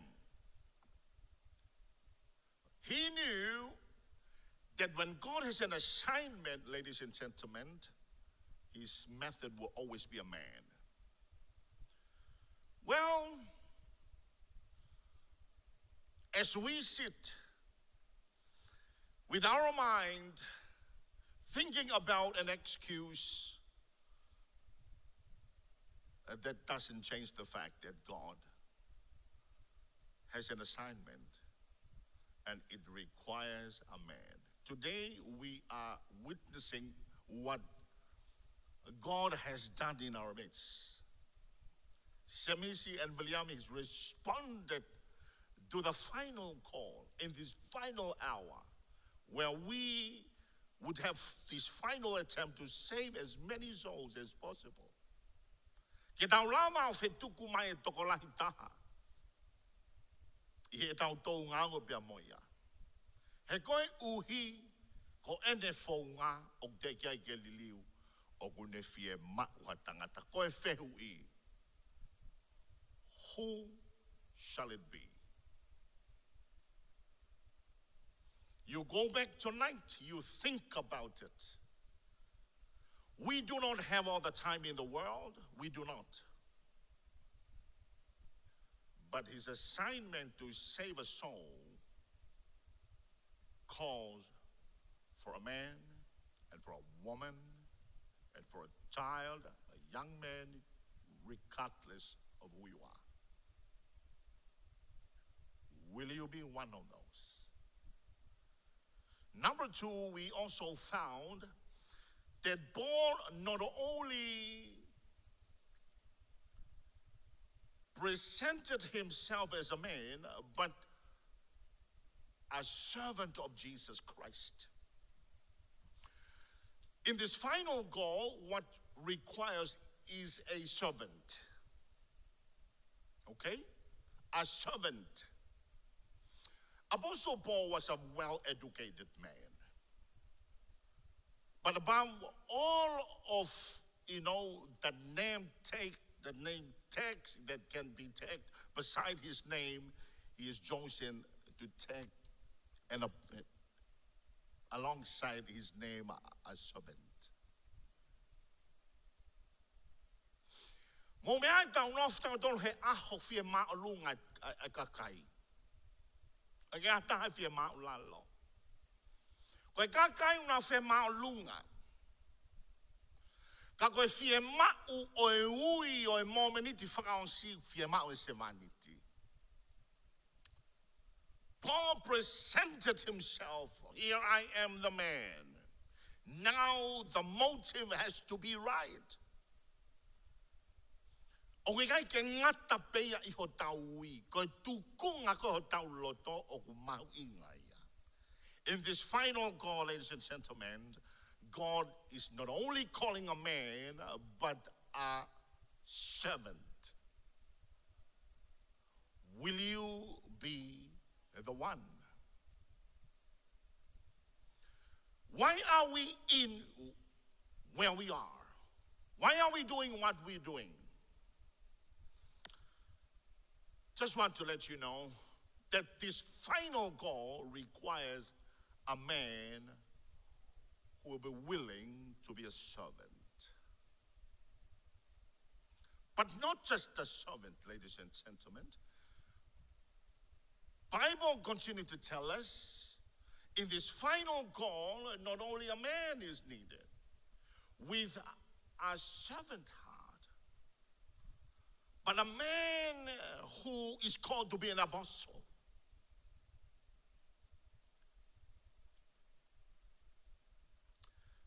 Being a servant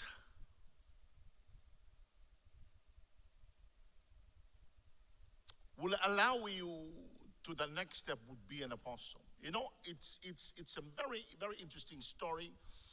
If we recall the call of Mr. Moses on the mountain of God. And you remember one day Moses found that the bush was burning.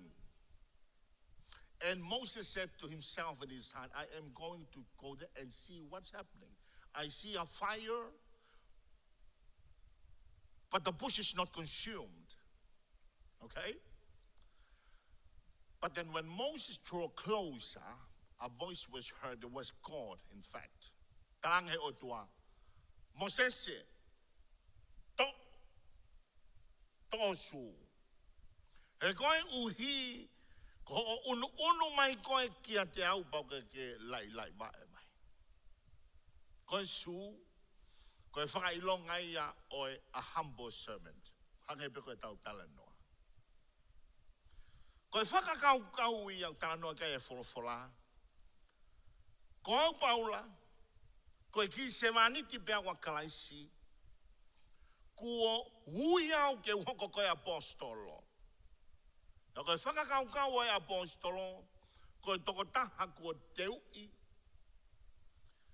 Osi hono teui, graduate, about ready to be sent out on a mission. Ko mea fie ma I he ngahi aho whakaosiko ni mai ui kutau I ai sioku kainga. Fie mau ke ilo ho mission. And our mission is people who are ready to be sent out I he kawenga mo e tau mua. Ke fe. But not just that, ladies and gentlemen. Koe alu koe a apostolo, the Bible says in the last part that I am Paul, a servant of Jesus Christ. I am called to be an apostle and am set apart for the gospel of God. Set apart for the gospel of God. Koe kakai koe o hoa whakaosi. Koe kakai kunau laka ki mua. Laka hingoa mai ki mua. Loto whakasewaniti. Hui whakaapostoro. To'o pia moe konsperi ai otua. Tako mea ko whaam ke whakamanatu ka ki tau toro.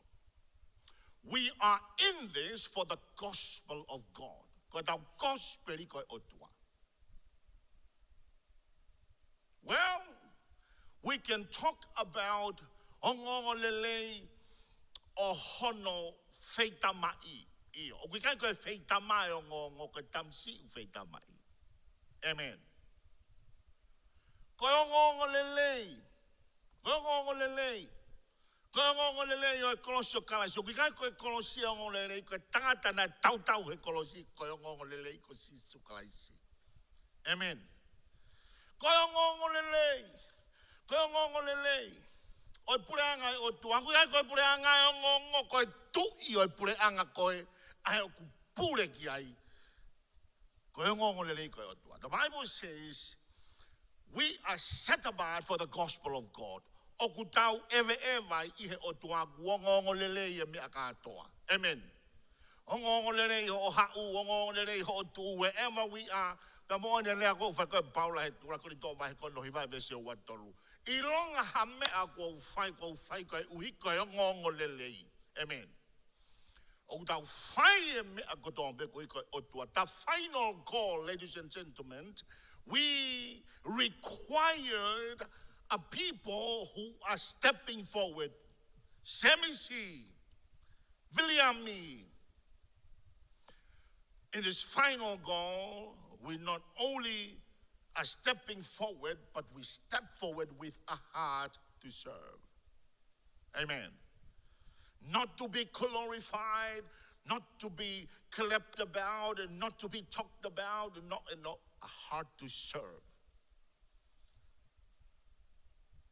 Not only that, have a heart to serve, but you are sent on a mission with a message of the gospel of God, which is Jesus Christ, the Savior of the world.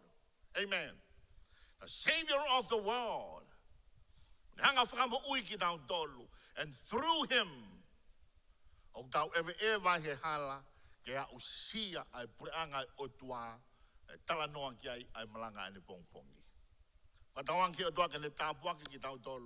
as we respond to the final call, ladies and gentlemen, without tengteng wan tuai ke tau tonga we kwang hai o tua te ba ma ki tau tolu ki hau tu ta u lau mari ki pure anga o tua. Amen.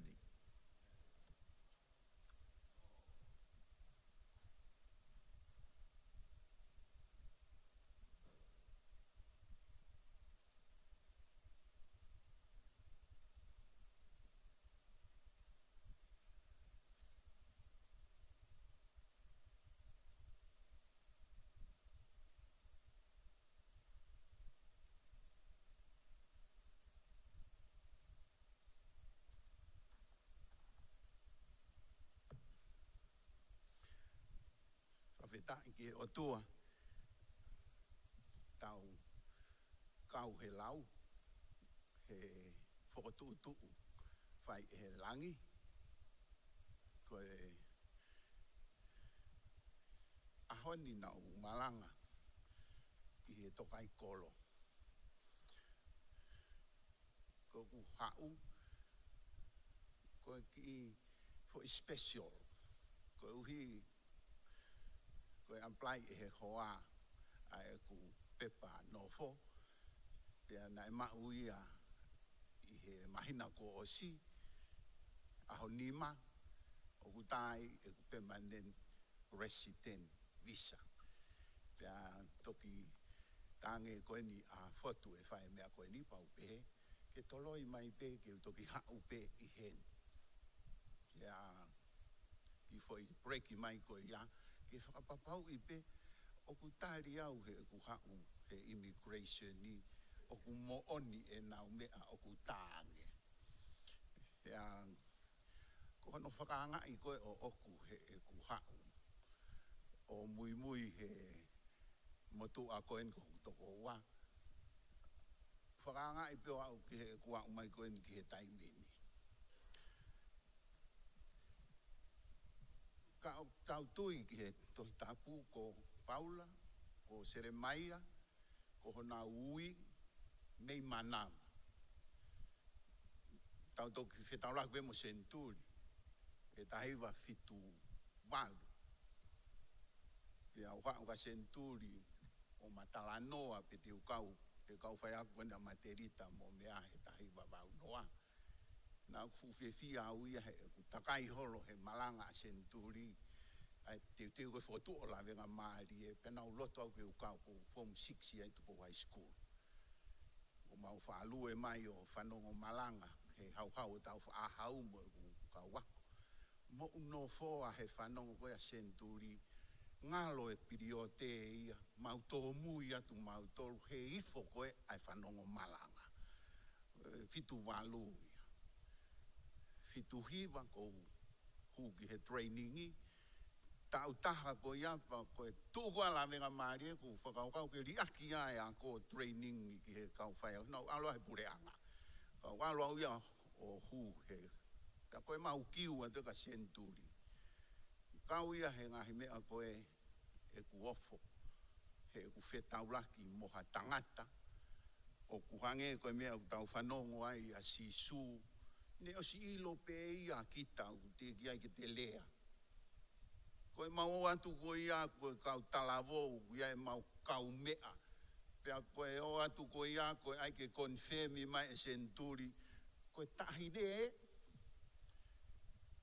koe uhinga ia ai kiu atu ia, alu whakataha pe ai manako I he wholofola, mo manako whewhine. He koe kakano ki tau tolu, na e ngauhi ki tau tolu I he efu, pea koe uraki tangata a atama koe kakano mo ui. Pea koe kakano mo ui, o si awhio e si su, uraki fua e kakano koe whe awaki. Ka toa tau toi tonga na ki aha taha ia e whanongo ke toi tapu, whe awaki katoa tupu, whe awaki katoa koe tupu wao ko toko toa pe. Malo mo e keresia e kie ne hake ange, ne awhio e tau whakaofa mo e tau mate, pea hau a St. Thomas, hau a kau La Masa, hau a Lore, hau a St. Thomasi, o nau whokotu tu koe kakai, o si toka mea, pea toka tu uni, koe kau e foi toka anterine koe ia he whanongo ia senturi koloi. Koe hinga ai tangata, na e osi a fio I he otua, koe palani eni ki he tangata ke hinga. Koe foi ka hinga ia koe ane nai he kumalanga. Pea koe uraki whanongo ai ko senturi koloi, pehe senturi. Ke ia lea I holo I mamani. Koe hinga e tangata, koe vare e tangata. Tukuaki e tangata. Kia te au, koe hinga e tangata, koe ai e he otua. Koe whakotu e he otua. Koe ngahi e he otua. Ai tangata ko toa pe ke angahala. Te koe kau e ngai wharei. Ai tō hinga ai kau mea ni koe. Awa senturi utange senturi. Sai au pito. Ai e o tuake ke tō. Ke mahino o kuikai te ke lava hamea. Koe kaka no ke lava eia hamo mo mea. Malo mo ke resi humai a kalaisi. O si afio i beia e o tuate ki ni ngahi a mamani. Pe afio i beia o tuate ki tau humai ki tau tolu. Pe aku mawhaka hua pe mo foto. E koe tupu anga o maua he feitu uko e. Koe kau tāmati. Mo e kau anga pe ke awe ki longo mapu ke taki whakamalohi. Ke awe ki he mooni. Ka koe kau ia he foi uhinga koe e kuhau ki lawenga maari e. Ia tamai e senturi. Ia e mea.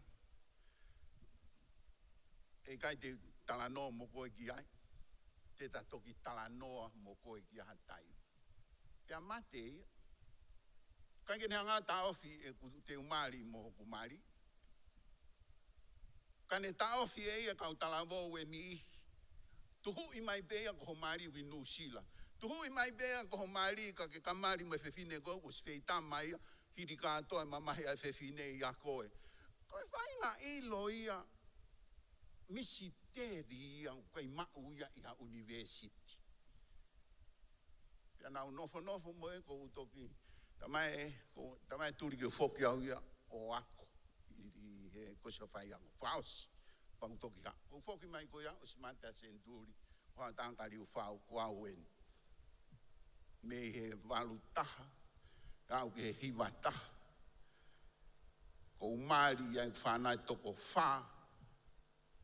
Tamai liu whao ke alu kia seri au ako. Hiwa taha. Ko alu kia seri au ako. Mea koen ai Presbyterian Theological College. Nau mawahe ki nau tome Uniting Church of Australia.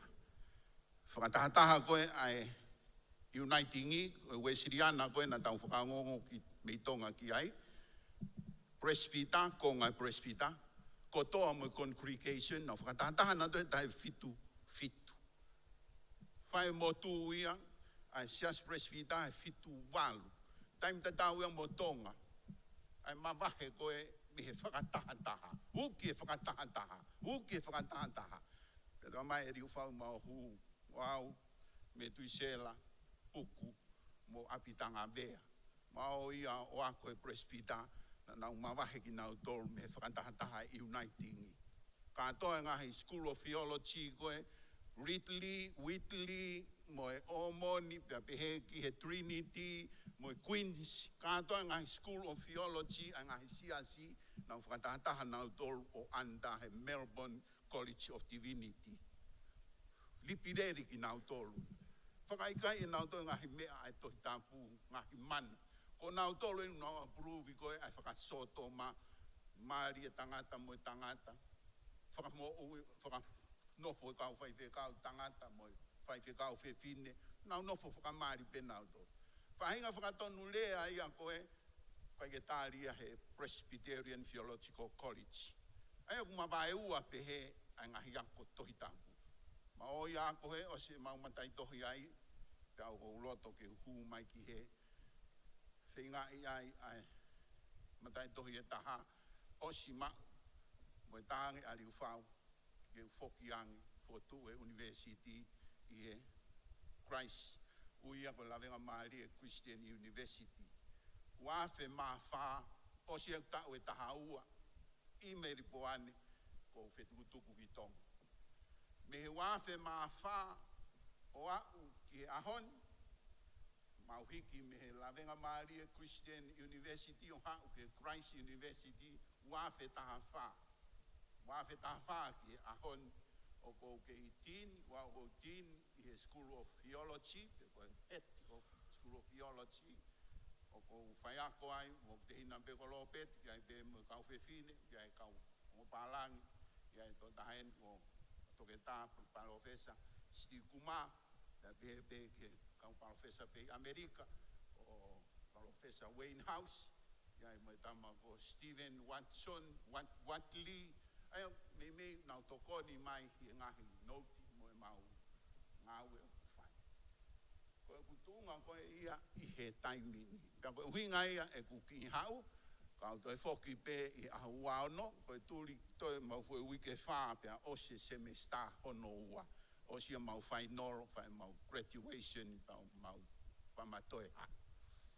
Ka o fu wofo. E asi mai a fotu, tamai e ia, na e mui holo e ia kato, o hau ia ia o wha anofo ia, hono tau fitu e nia ana, e ku mau tau o fulu tupu I mau to. Mau whanau whantaha peka senturi, kai hau ia nofo si o tonu he whamo ui mahaki, whamo ui asione manoa, mohono ngahi o sene manoa, asione koina ne tutu a mori si, uinga ena me aene, kai ke, kau tu whanongo ia fotu, nae, whanongo tonu, hono whakanton tonu ia senturi, o si ilo pe senturi, ai parapalema asione manoa. Kai ke, ko puri atu ai tangata ko ia. Talo e ku whai ako, mo e ku whakasi o hantaha. Pe iai hantaha, e toi asi mai o hange ko senturi koloi pe kai. O si ali ufau, me tahiwa walu noa, o au ki he, wafe ua noa, ke peke toi whetau ke a mua taha pe. Pea mo ku whakaamu, ke iai hataha. E asi mai koe ne tō taha koe ni, o kou kei tesi pea a fotu pe utatau wamo senturi pe I kai. Ia uke ke ahoni e ne mea o ku whai holo koe ni o kua mai ki he poni, o kou kei maha mahalo pe au pe koe lau maari e koe ni o e kipu hafu lau maari e taki he e ni au tau mui ai. Ka koe kau ia he mea, utotonu ki ke whakapapau I, e ke whehu I, he koe uhi, ka pau koe whinangalo o tua ai mea koe na ne osi whakotūtuu, na ne osi palani he I kai ke iai ha tangata I mamani, moni lea a ka meri eri. O mua te tauhanga o whakawhepaki I. Tau tuku peia e tau tolu. He koe tu ofiha ene kau misai a loi e nau asi mai. Mo e kau mea u nau pehe, koe misai a mau tolu. Mo e nau puri atu. Tau tuk, he e tala pe, e he taimi ai mooni. Pea koutui, ko ene lea malohi, ko ene mo ene tau whakamamawhai, ko kau, ko e mamaheni mo fotu, ko ene alanga ana he putu koe a mafi lātu. O mafi eni na maunofi la venga maali. Ko eke uilo, ko ku atu aku, o kuna tuu mo Paula lātu, pure ako asia tau tai, o toki sio ia fotu. Tia ike maheni mo fotu.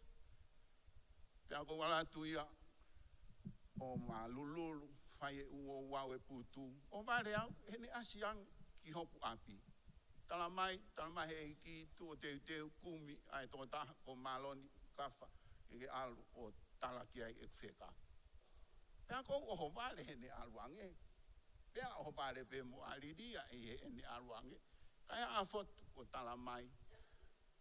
Ai fo I whekau ko en whilawe. Mo e tokai koro.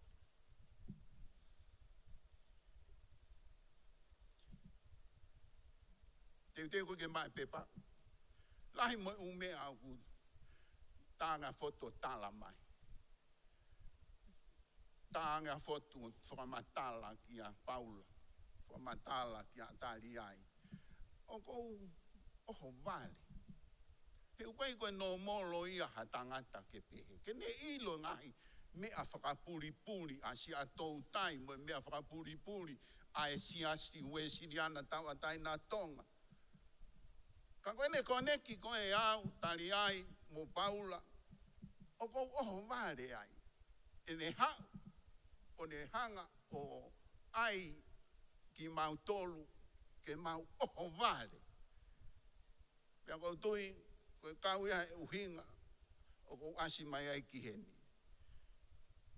Kou asi mai ki heni, o ki ai e me aia, o koe ke whanongo ai, ka atoa ko whanga te hina, maha ko se Simoni beu na whaatano mo fotu, ka atoa mo e ku whanau, ka atoa pe mo kau whai whekau o kou maheni mo ia I he tokai kolo. o kai ke nau tui nau tolu ia ki hen. Pea o kou tui, o kou kei tokai kolo pe au. Kou whakaongongo au ka pui aki. Ko ha ene tūtu he nau puaki mai kai te uki wholau mai. Pea o ki ai api ako tohi tapu. O kou fie tokoni ki ai.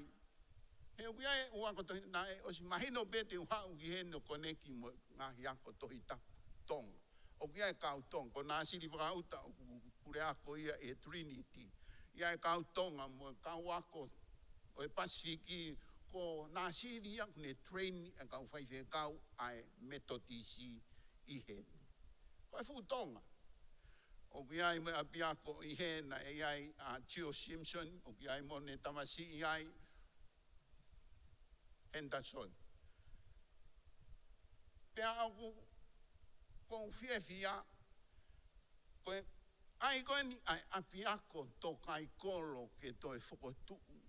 O kou whakaukau. Koe whina ngalo e o tua. Ka ku tuhu ia ngā tonu mai be e whotu ia ai u mea. Neo o kui kai tu ingi ai tō kai kolo.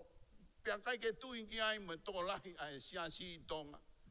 Ka ku fu masila be ne tala mai e ia. Koe whina ngalo en o tua. Koe whakotu en ai o tua. Koe palani en ai o tua. Pea o kou au lewa whakaukau ki tonga. Na e whae kovi nā nite. Pea moe o tua. O ku makehe pe a tonga ia. Pea koen, ange koe lau koen a misa, ai whae whekau. O kui ai polo kalama ia. Na alange ai taki ai youth. Koe ne mau koe ke tue university ai youth i lafa. Koe talange e o tua e hoko a tonga koe senta ia ke tufa ai kosperi ki he ngahi whonua kung te ki ai ke nau whanongu ki ai. Tau te whito ki e sia kuonga whakaosi. Pea nai alange o tu, i he wheitu nai wha au kai a senturi lafa. Vai e nau wha au kai kākā e kau lotu, nau kai nau tō kai pehe pe koe o ku whakangari pe. Oho vare pe lua e kau au kai, ngahi e senturi e tō tahata, ona ke whie kākā mai i he e whai ai. Be koe kai ta e. Ka koe ngai, mea ena e whai e lotu au kai i lafa. Tu uai senta ko en a youth. Koe youth, ko nau tonu takamilo holo i mamani, kau tonga kei talavo. Koe hau koe a misa tō masi pia mo mori toni, ospe mari meripoane na oangi tonga, nau kei ta uo fulu tupu. O au e nia ko ono valu. Ko fu motu a uia ke toi alu ki mamani. Ko ua fulu kau apostolo na e whakanofo ki nau tolo e sisu, nau kei fit, kei talavo, kei loto ke nau fulihi a mamani. Ia ko toi pang fuintau ke ua, ko si loto ke uritae au. Kang moni e lau koe ai whakotutu ai langi. Tenki ai me he kamata, ki he ngata anga ai universi, o si tohi e mea kotokotoa e he tohi tapu he pelu. He te kawako ki he pelu, o si tohi e hingoa e taha kotoa, o si tohi mo i veni kotoa, o si whakotutu e mea, o si tohi, kua tohi. Koe tau tae ilo pe, o koe ke tau ilo ai kua si tohi o tohi ngoa, mo ko pau ke tangata koe, fefine, pau ke apostolo koe, pau ke palofita koe, pau ke whaiako. E koe taim koe nei uia e senturi mautolu, ke alo whaiako, koe ni ihi pe. Ia e nihi na e tufunga. Ia e nihi na e nofo pe ia he kulo, kukia tata. Na e kehe, ai hanga e o tua vahe. O tau ilo e ula korinto, vahe taha ua, tufa kehe. Ai ngahi lakanga, ngahi ngā ue, ngahi whantongia, kangu taha pe ai o tua, taha pe lau maarie, taha pe ai eiki, o kune whai e ngā ue kotoa pe he kakai kotoa pe. Koe o tua pe kune whai ngā ue, ko tau tolu ia koe fo i tuku noa pe. Pure anga e o tua, Hange ia hataha ngoue. Vaine pule ona e ngoue vaine. Ne alu ke unga mai e ne ka unga aue. Alu atu heng. Alea koe foi tēnā le taha. Ha. Toi ala atu he hiwa ke iai pe kau tu noa. Whikau ke alu pe ngoe vaine. Toi ala atu he taha ua. Ala atu he tolu. Ala atu he nima. Toi foi hua taha. Pea ose aho. Whikau pe ke alu ki ngoe vaine. Pea koe ne aue ke osi a e te ngā ue i he aho. Tange he tangata pure koe ki he ne ngoue. Ui katoa mai ka ngā ue tuwha e nau wahe. Kamata me he mui mai hoa taha. Whai ai ke kau mea koe nei mua mai. Pea tau ilo pe tānoa. Fia kau mea koe nei toki hau. Kau mea koe nei mua mai nau launga. Pea pehe toa ai fola asis. He sian. O kou kaka i koe. I kai nā tālea koe foi tēnā e taha pe.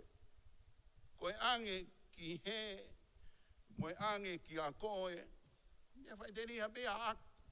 Nā kui kai te whai te riha au ki he mea a aku. Pea ko ho mehe ka, ko hui koe ku ofa.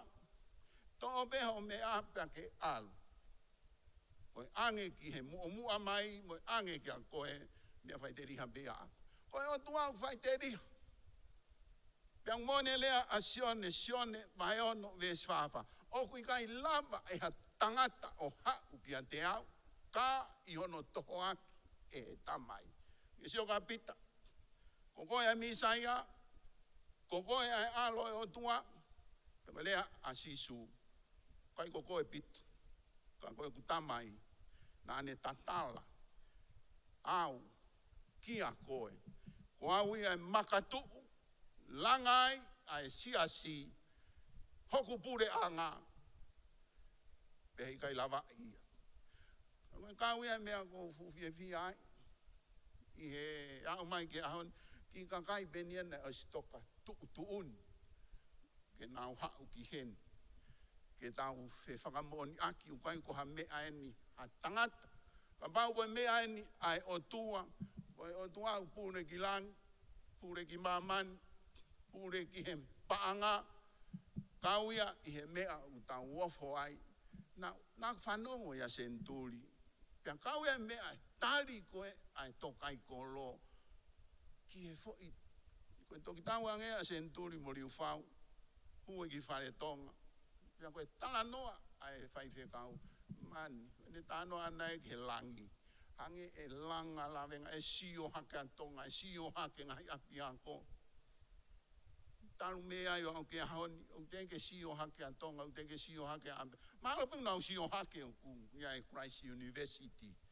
Kana e fu mama o au pito mea ia, o tala noa ki ai e tō taha koe. Kau ia i he mea, o tui o kou kei moi fuoloa ai, pe mai e, pe chi mo i kau wako. Ke tātau wai pe koe ko mau tolu e nia, o mau whai hifu o ke.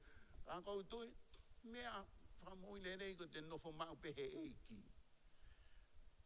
Lele pe kovi, whaingata pe whaingofua, nofo mau pe he eiki. O tui e o tangata.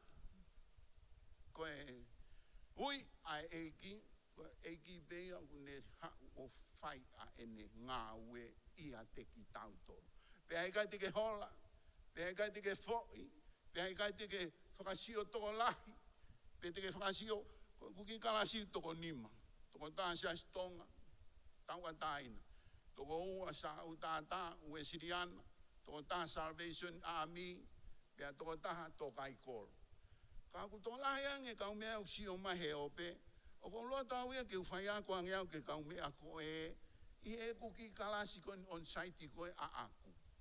Pea ko tui, whaawa e eiki, ku toko lahi u kalasi. Koe kamata pea pongpongi, u whai u kalasi he poa pongpongi, ange koe lau ae mea. Koe hoko ate koe kalasi ia a aku. Ki kalasi toko nima koi tonga. Te nau fuo wale au pito toko lahi e ku kalasi a ku he po a pongi pongi.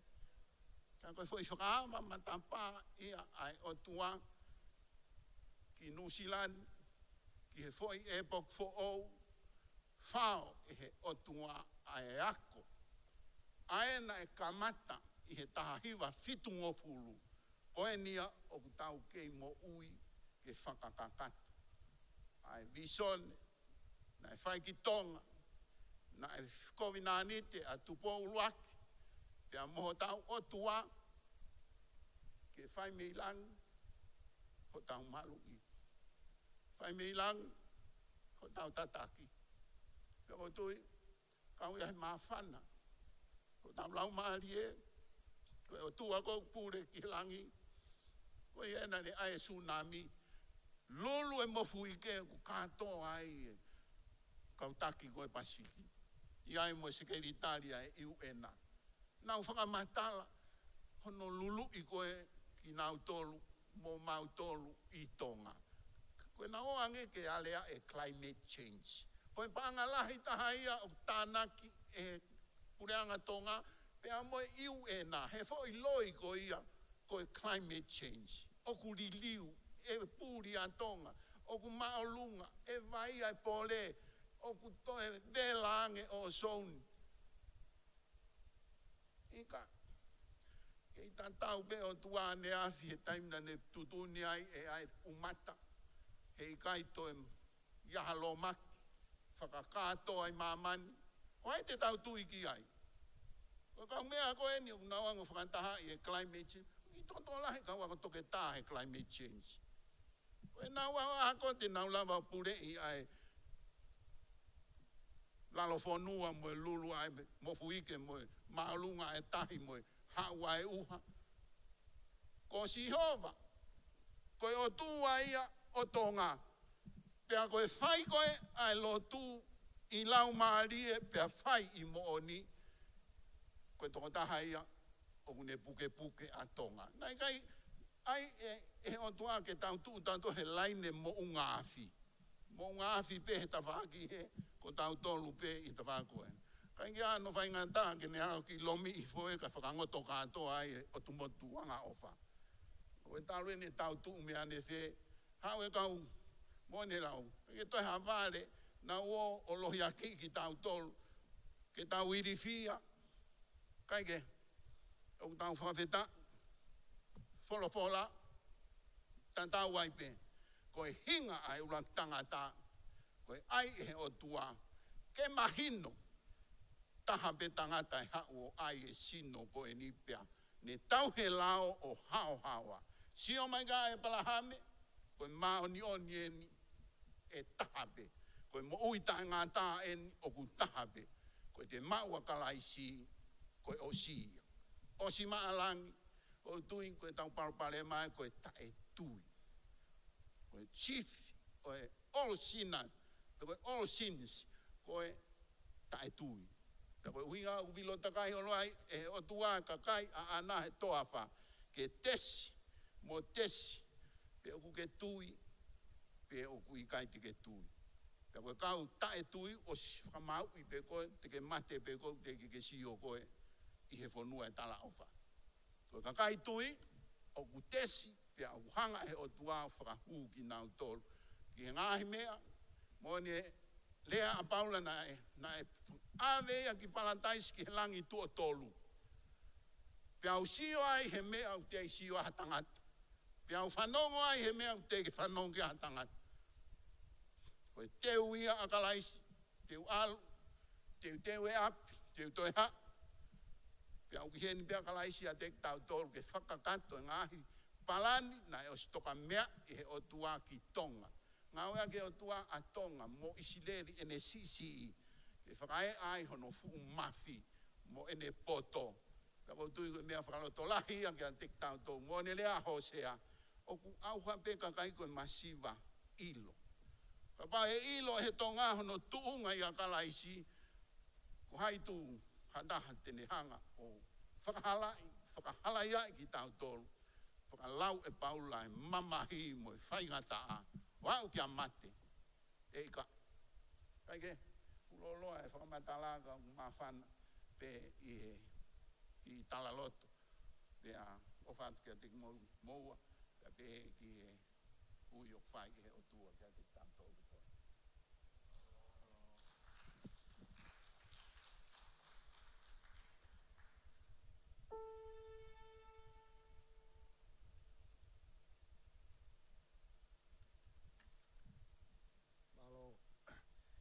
Kamalohen ki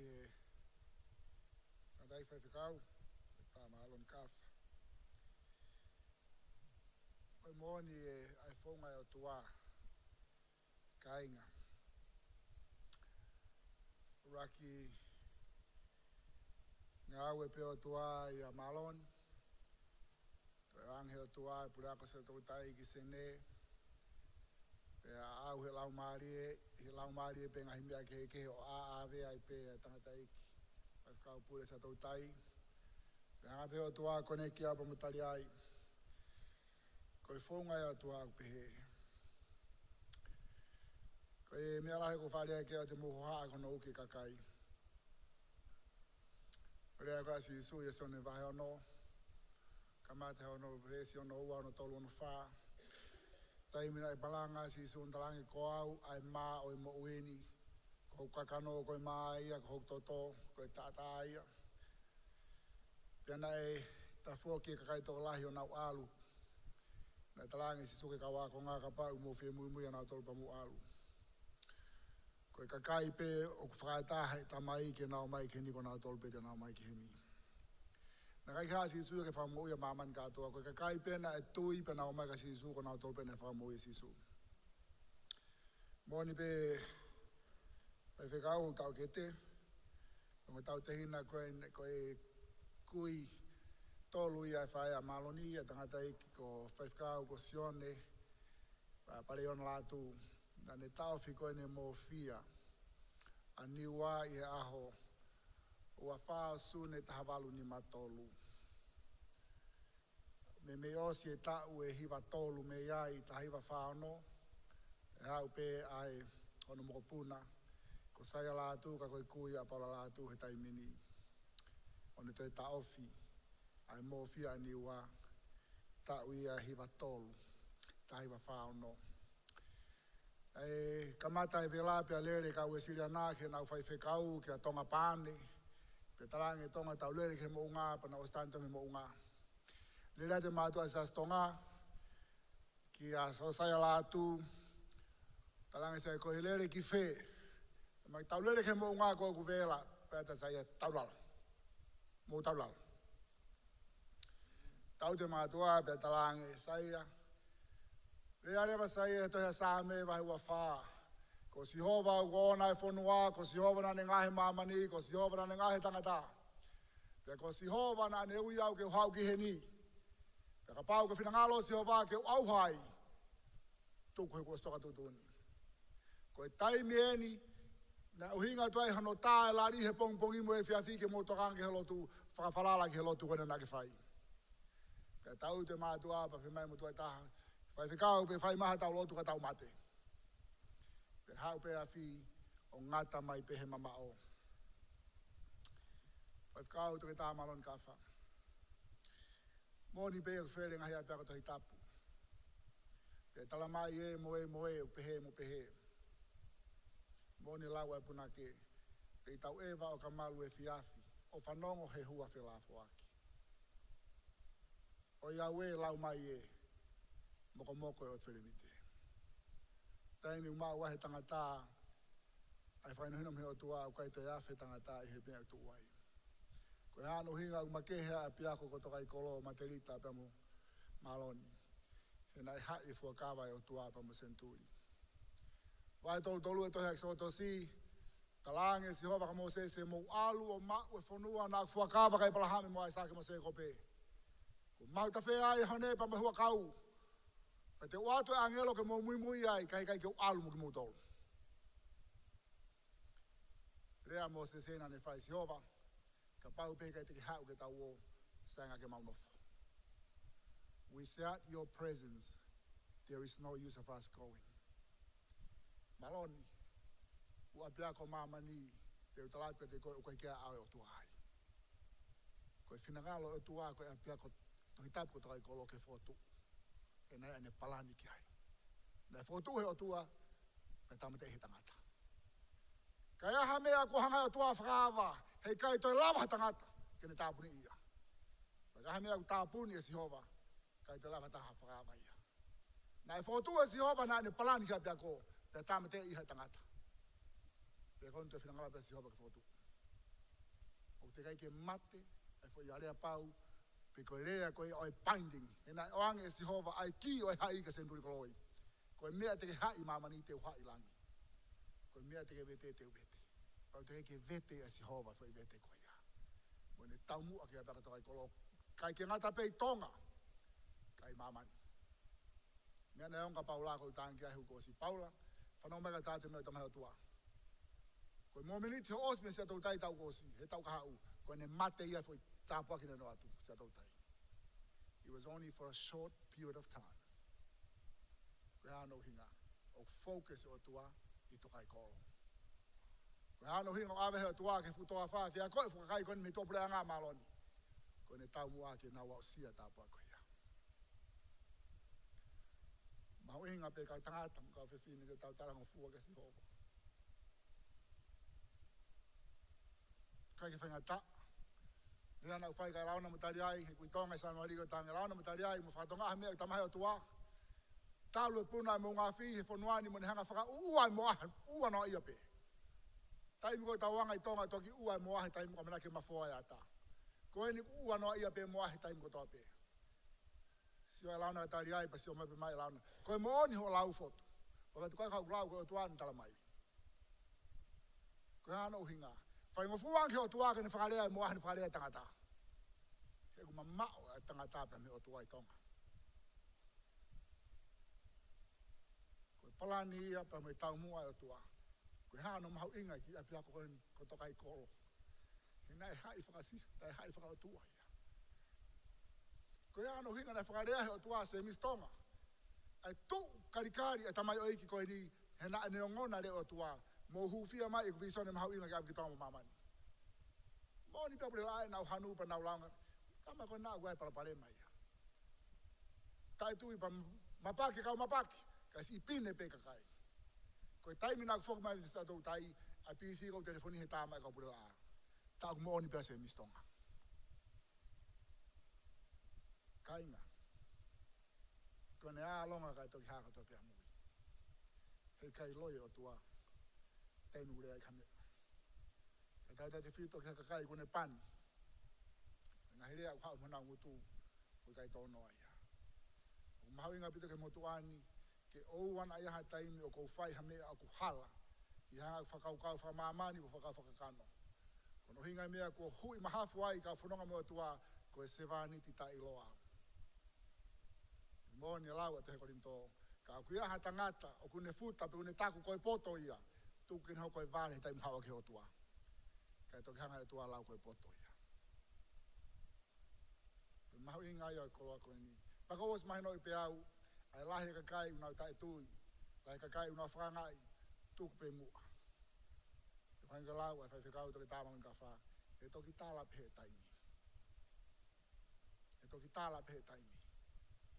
Konga mahau inga ia, ne ongo whai whipiki tai toto. I he ta whai koe mantui ko sion pare iono eni, kono whiwhini eni tūpua i kau whiri moi hala. Koe hako i tāmate ne lau kia maloni. Kia mau konga tāmate. Ka kumahui mahafu. Fou he whanonga hi, fou hi hala i lotu. Ko koa, mo hoa maloni, na lere mai pia mi he whetu ko ui koe ko whunga mui taulo. Whunga mui taulo, taimi utoe la au ke ulo pe la i he whetu koe ni. Pia kono hinga i mea te mau mo malo ni tau te au ma kei mata ini mga fulu pe maua. Ko ia koe huelo ko whunga mui taulo te ne kei huhulu ki maua. O me o tua ki maua, ke mamau hango hoa ke ne taki whaso dia ki maua. Wala tu ko whelo ako malo ni, pia whanongo koe i he mea bau talai masi, ke ilo kai mea i tamai o tua. Toki tonu eno no mai ariria ke mo mari, ke whakaau mea whemahe o tua ka koe. Nei hanga haurak mari o ko whare o rei koe maloni. Fie mau koe ke taki whasoti ai. Pasio ke tumu koe ni, o vare maloni, tāta o koe si. Maloni, tā mai o tua koe mea koe nau ke whai kono whina ngalo ia. Pe maloni, ai ha, o bet ai apalai koe nau pepa no whunue nusila. Longa maloni.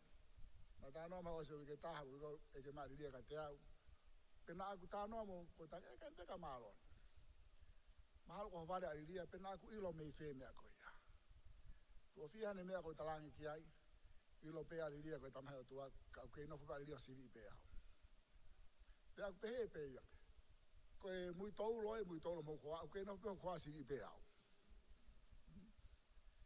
ko me ana ui mau he o tua ta mo malo ni ke mau ki muy tolo fa mama mai ki ura kamata mai mama ngia na to hela aka ko ma fa la mari una fa bodi na tolo ai pe ko ia e ang 5 kau ko pro kalama po pongi to ga fa mari ki ai ko fa ampe ke ulavi ka ki mo he me ko ni hiki e luke ai tohi anga we me uraki o e vahe ki he vahe ua valu ka kato e tohi a luke a tohi ko e anga we pe he toko lahi ko paula ko luke nane hiki e tohi ko anga we toki liu pe iha e kakai lotu e kuanga mua o ui ko the book of act ko hia ko activity pe mo action ai kau apostolo pe mo si isu i he tohi ko ia ko e whae ko speri ko e tohi ma opo ia o i he whae ko speri e tohi a luke kana e kai ke kau a luke ia i he kau apostola si isu ko e pui tu a luke ko e tangata toke tā me ti kolo mo ilo kana tula ka sainisi na kuako i he mara e political ko political science ko kai o kunau fie mau ke details e mea koto ape i ko kai unau very skeptical te ko ma opo ko no hiki ko luke na ne mau ni information me ma tiu pa mo maaki o ne hiki ai ko kulave ko ni o matamai o iki ne kai fa ngata ai ka sisu ke ha o ui ka poto pe ui ka to ke ta ko ne ka wako ne ha sisu o ui ka kai ko na pe he ko ka ta ya ko ha no hinga ke ne to ki ha ko ki na to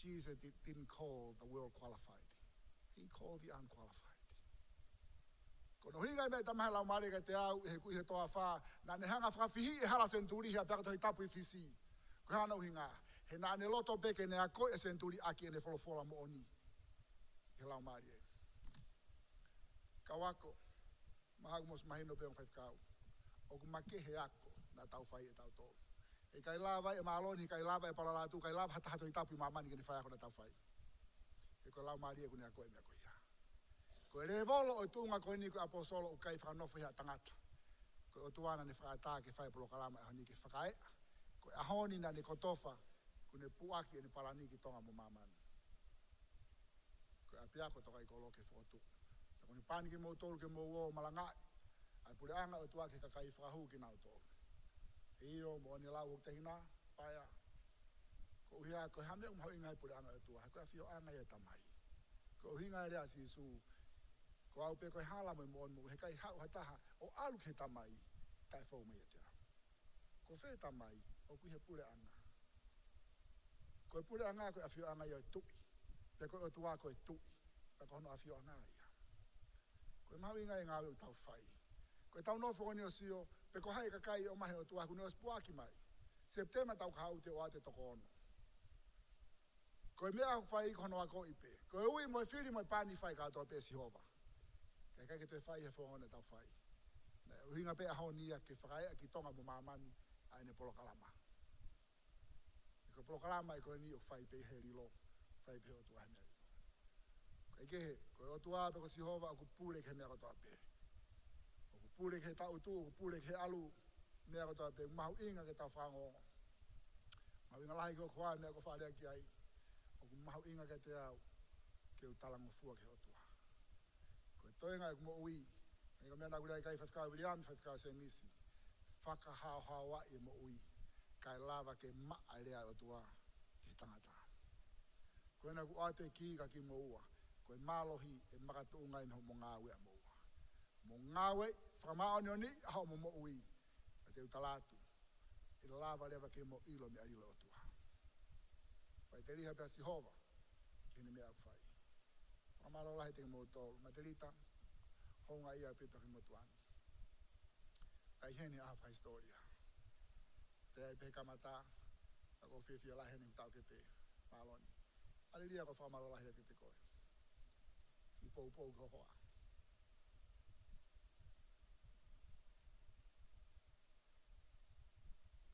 mai no pega te au ngai tao a me mama he kuin hoa o fa mala tu ke te motor ka tangata Taimine alua paula he waka ta no kai wahe wafito te hea ngā ue. Pea mo vete waka, pea nau au hia o tu uta he ki motu koen ko mota. Pea lau koen he kamata anga i wahe wawalu. Vesto olu e taimina e uai he ngata koen ko e vaipa a paula. Pea koe talo e mātu ai koe ki whanua ki kolo ki island koe nio nau pehe. Pau pe koe tangata koe nina e tāmate. Neongo kua hao he hola he mo vete ai waka ka koe na kua uhe ngata. Pea tau te mātu ao lau he koe ngata koe ni koe loloa taha koe minite tolu ka uki taha koe te mateia. No whai mātu ao la o si minte ni mahongo fulu taha ni mawanoa o kei mo ui pea paula ia. Whakau, o wana mo pehe kua ui ki moho tua pata e umo he ngata. Kua pau ke hanga e sihova whakata ke u ki mohe ngata. O kai ke mate tangata he ua ngata. O toki mate tangata i he mai kona ai ua ngata. Ka pau whakata e sihova ke umo he ngata. O whakata e sihova ke whakae hano mafi. O kuhanga hano mafi o malaki e kona e ngata. E kua pau ke tau fou i he kona. Fou he ngahi tao.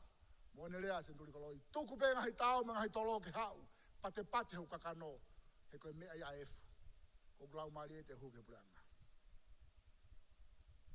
Alu tola hai te moa. A malo lahi atu pe tika o maa kuru. Ko tau i kuna. Ko tau i kuna e aho. Tau whanonga mai. Neonga nei whai whi pāre aki. He ngai mea keke. Ka kuen ku tau au sia. Tangata se misi. Moni peho mou tala he koe whanau tama koe ai whanga ko whee. Mwen maka a kiu. Moni pe ai whakapunake ai sia man mua. Tangi e lotoni ki he kau iwa anga. Ki he amanakini na hoko koe mala.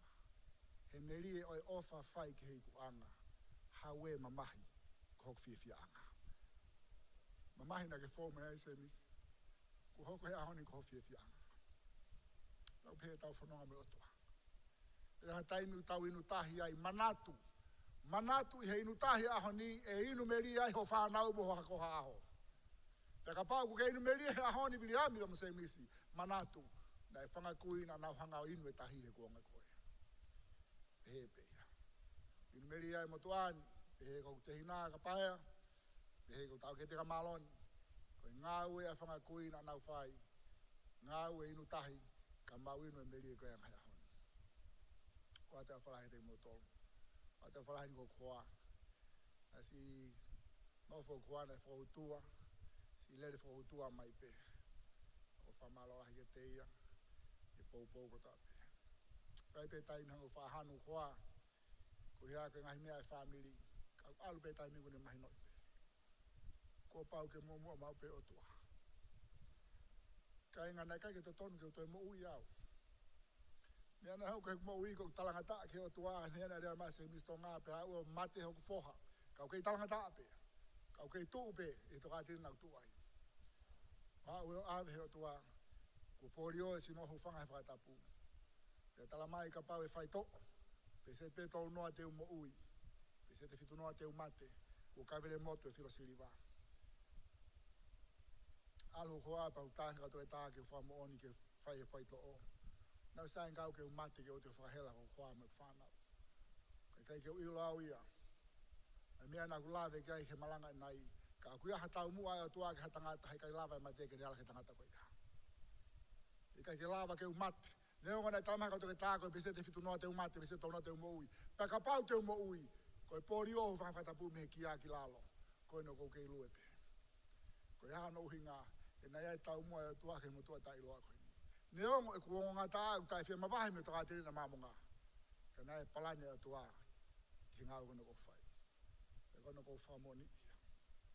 Mālo, mone lau e tāmea mori tōni o ngā mawha. Mālo muhau kei kātaki au.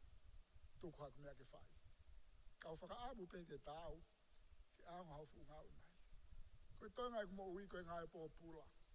Ke ngā e pō pula mau kua tua. E honga iha ne tohenga whatolonga me kumo ui. Tangai whakatolonga me kumo ui ke whakakato. Ai mea nei puaki. Hei tamai oiki. Ma whaatano me kaunanga koen ko sia helu. Nei ai tonu he ahana e palaufisai ai motu anu. Na no foi time lai ne whakau kau. Ko wheki tamasi ne palof sai sen turipe o kei mui ka pe kai. Malo e ofa atua. Mi ke ona whainga maari. Ko e tonga i mui e hounga ia. I he ofa atua. O ke kai ke toka ngau kai nga ki he lau mai ka kai me manuki me whanga. Ko maha o whalahi te ngau tō. Nā ka whakaamu. Pia ko ilo pēto ki ai taime whakatai. Ki o tānoa pa me tangatai pai sene toka i koloka maa mui fo. Ki o whakamahino ka tiki nau palane o tua. Koe ko palane ni e ke whanga ngai mo ki nau tō. Koe palane ke tau ngai whakataha ke whakamoi ka kai o tua. He kui kai ko hasiasi e. Ka koe malanga e ka kai o tua. Ke nau alu ke pure anga o tua ke nau. Ka whamalolahi ki o tua. Ki he whainga maari ko ne om. Ke tau whio hia e whiakoe. Kore ni ki he hoa e whai whekau. Petsi whanua. Ka taki mai o whai ha tau lotu.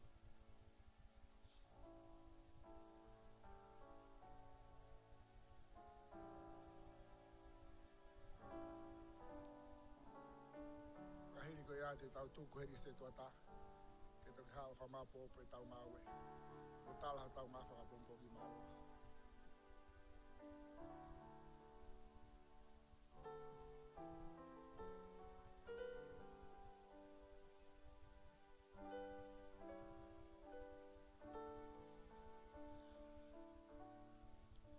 Ke tau loto. Ala ta mai o mau whawheta i atu. I whainga maari e whakoloa koe. Koe lava e ai aho. Maho inga koe. Aho na e toka tutu uni he a Fiona. Talo me kio ki noe. Aho ni eki. Mau tui e poto koe ni. Koe mau lea pe malo sisu. Whawhetai eki. O tuku ke mau sia mamamata. Inga hi palani ngā ue ko ke whai. Ka whau mahi se vaniti koe ni. Koe palopita. I he konga koe ni. Ta mai mau whakamalo atu. Ko lava e aho.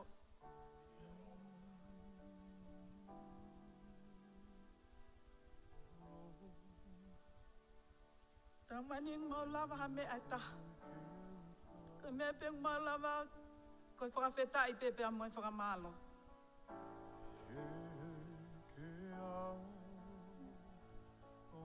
Malo he mea kotoa pe eki. Whawheta i atu sisu.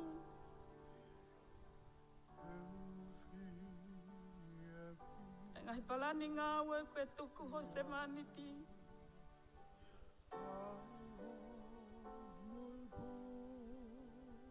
Tatala ia e aho whakakoloa koe ni.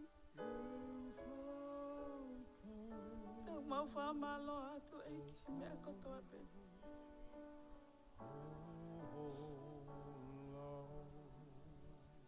Malo sisu. Whawhetai atu eiki. E ngahi wholofola. Ko ke tuku. E aho koe ni. E moe ui ko ke whai. Ki honga tamai aiki. Ta e iloa hala hawhika mai lau konga. Hanga e pe koe. Whakalea nai whai heo palofita. Na e tuku pe ia. Ke na hala hawhika mai lau konga. Ka whakae ai. A iwi pia mai malohi a iki. Ke na whanongo. Ki he whai ako kune whai. Eki koe mau whawheta i pe ia pia mai mau whamano. Tau mani mau poto ha mea. Hala ata. Ko Koe kau wale pe ki mau tonu he au e awhiona. Ka mau tari kuau he au koe ni ke te koe eki. Ke mea ngau e aki ki mau tolu tae whakangata mata. Iki whai tapa ki na se vaniti. Ka hange ai pe kia te i haiwi pia moha mālohi. Ko hea koe ui ngā ue ko ke whai kia te ia. Ke ta e uwhi e ne tui pia mo e ne whalala kia te koe. Oana ne tokanga ke ngai tao o omi. Kai tuku ke ne whakamama o pe kia te koe. Tamai un mau whawheta i atu. Ke awhia mai ke mau ki toko lahi he whiawhi koe ni. Mau whakamalo atu he me ako tape. Malo eki. Ngahi wholofola ko ke tuku i mau ao he aho koe. O ki nau tolu kotoa pe he o peu nau whanongo mai. Eki. Tuku e ke hoko koe mata i koloa mahu inga ia. Ki o mau ngahi loto pe he ko mau whanki family. Eki koe aho whahistoria ki a te au moki family.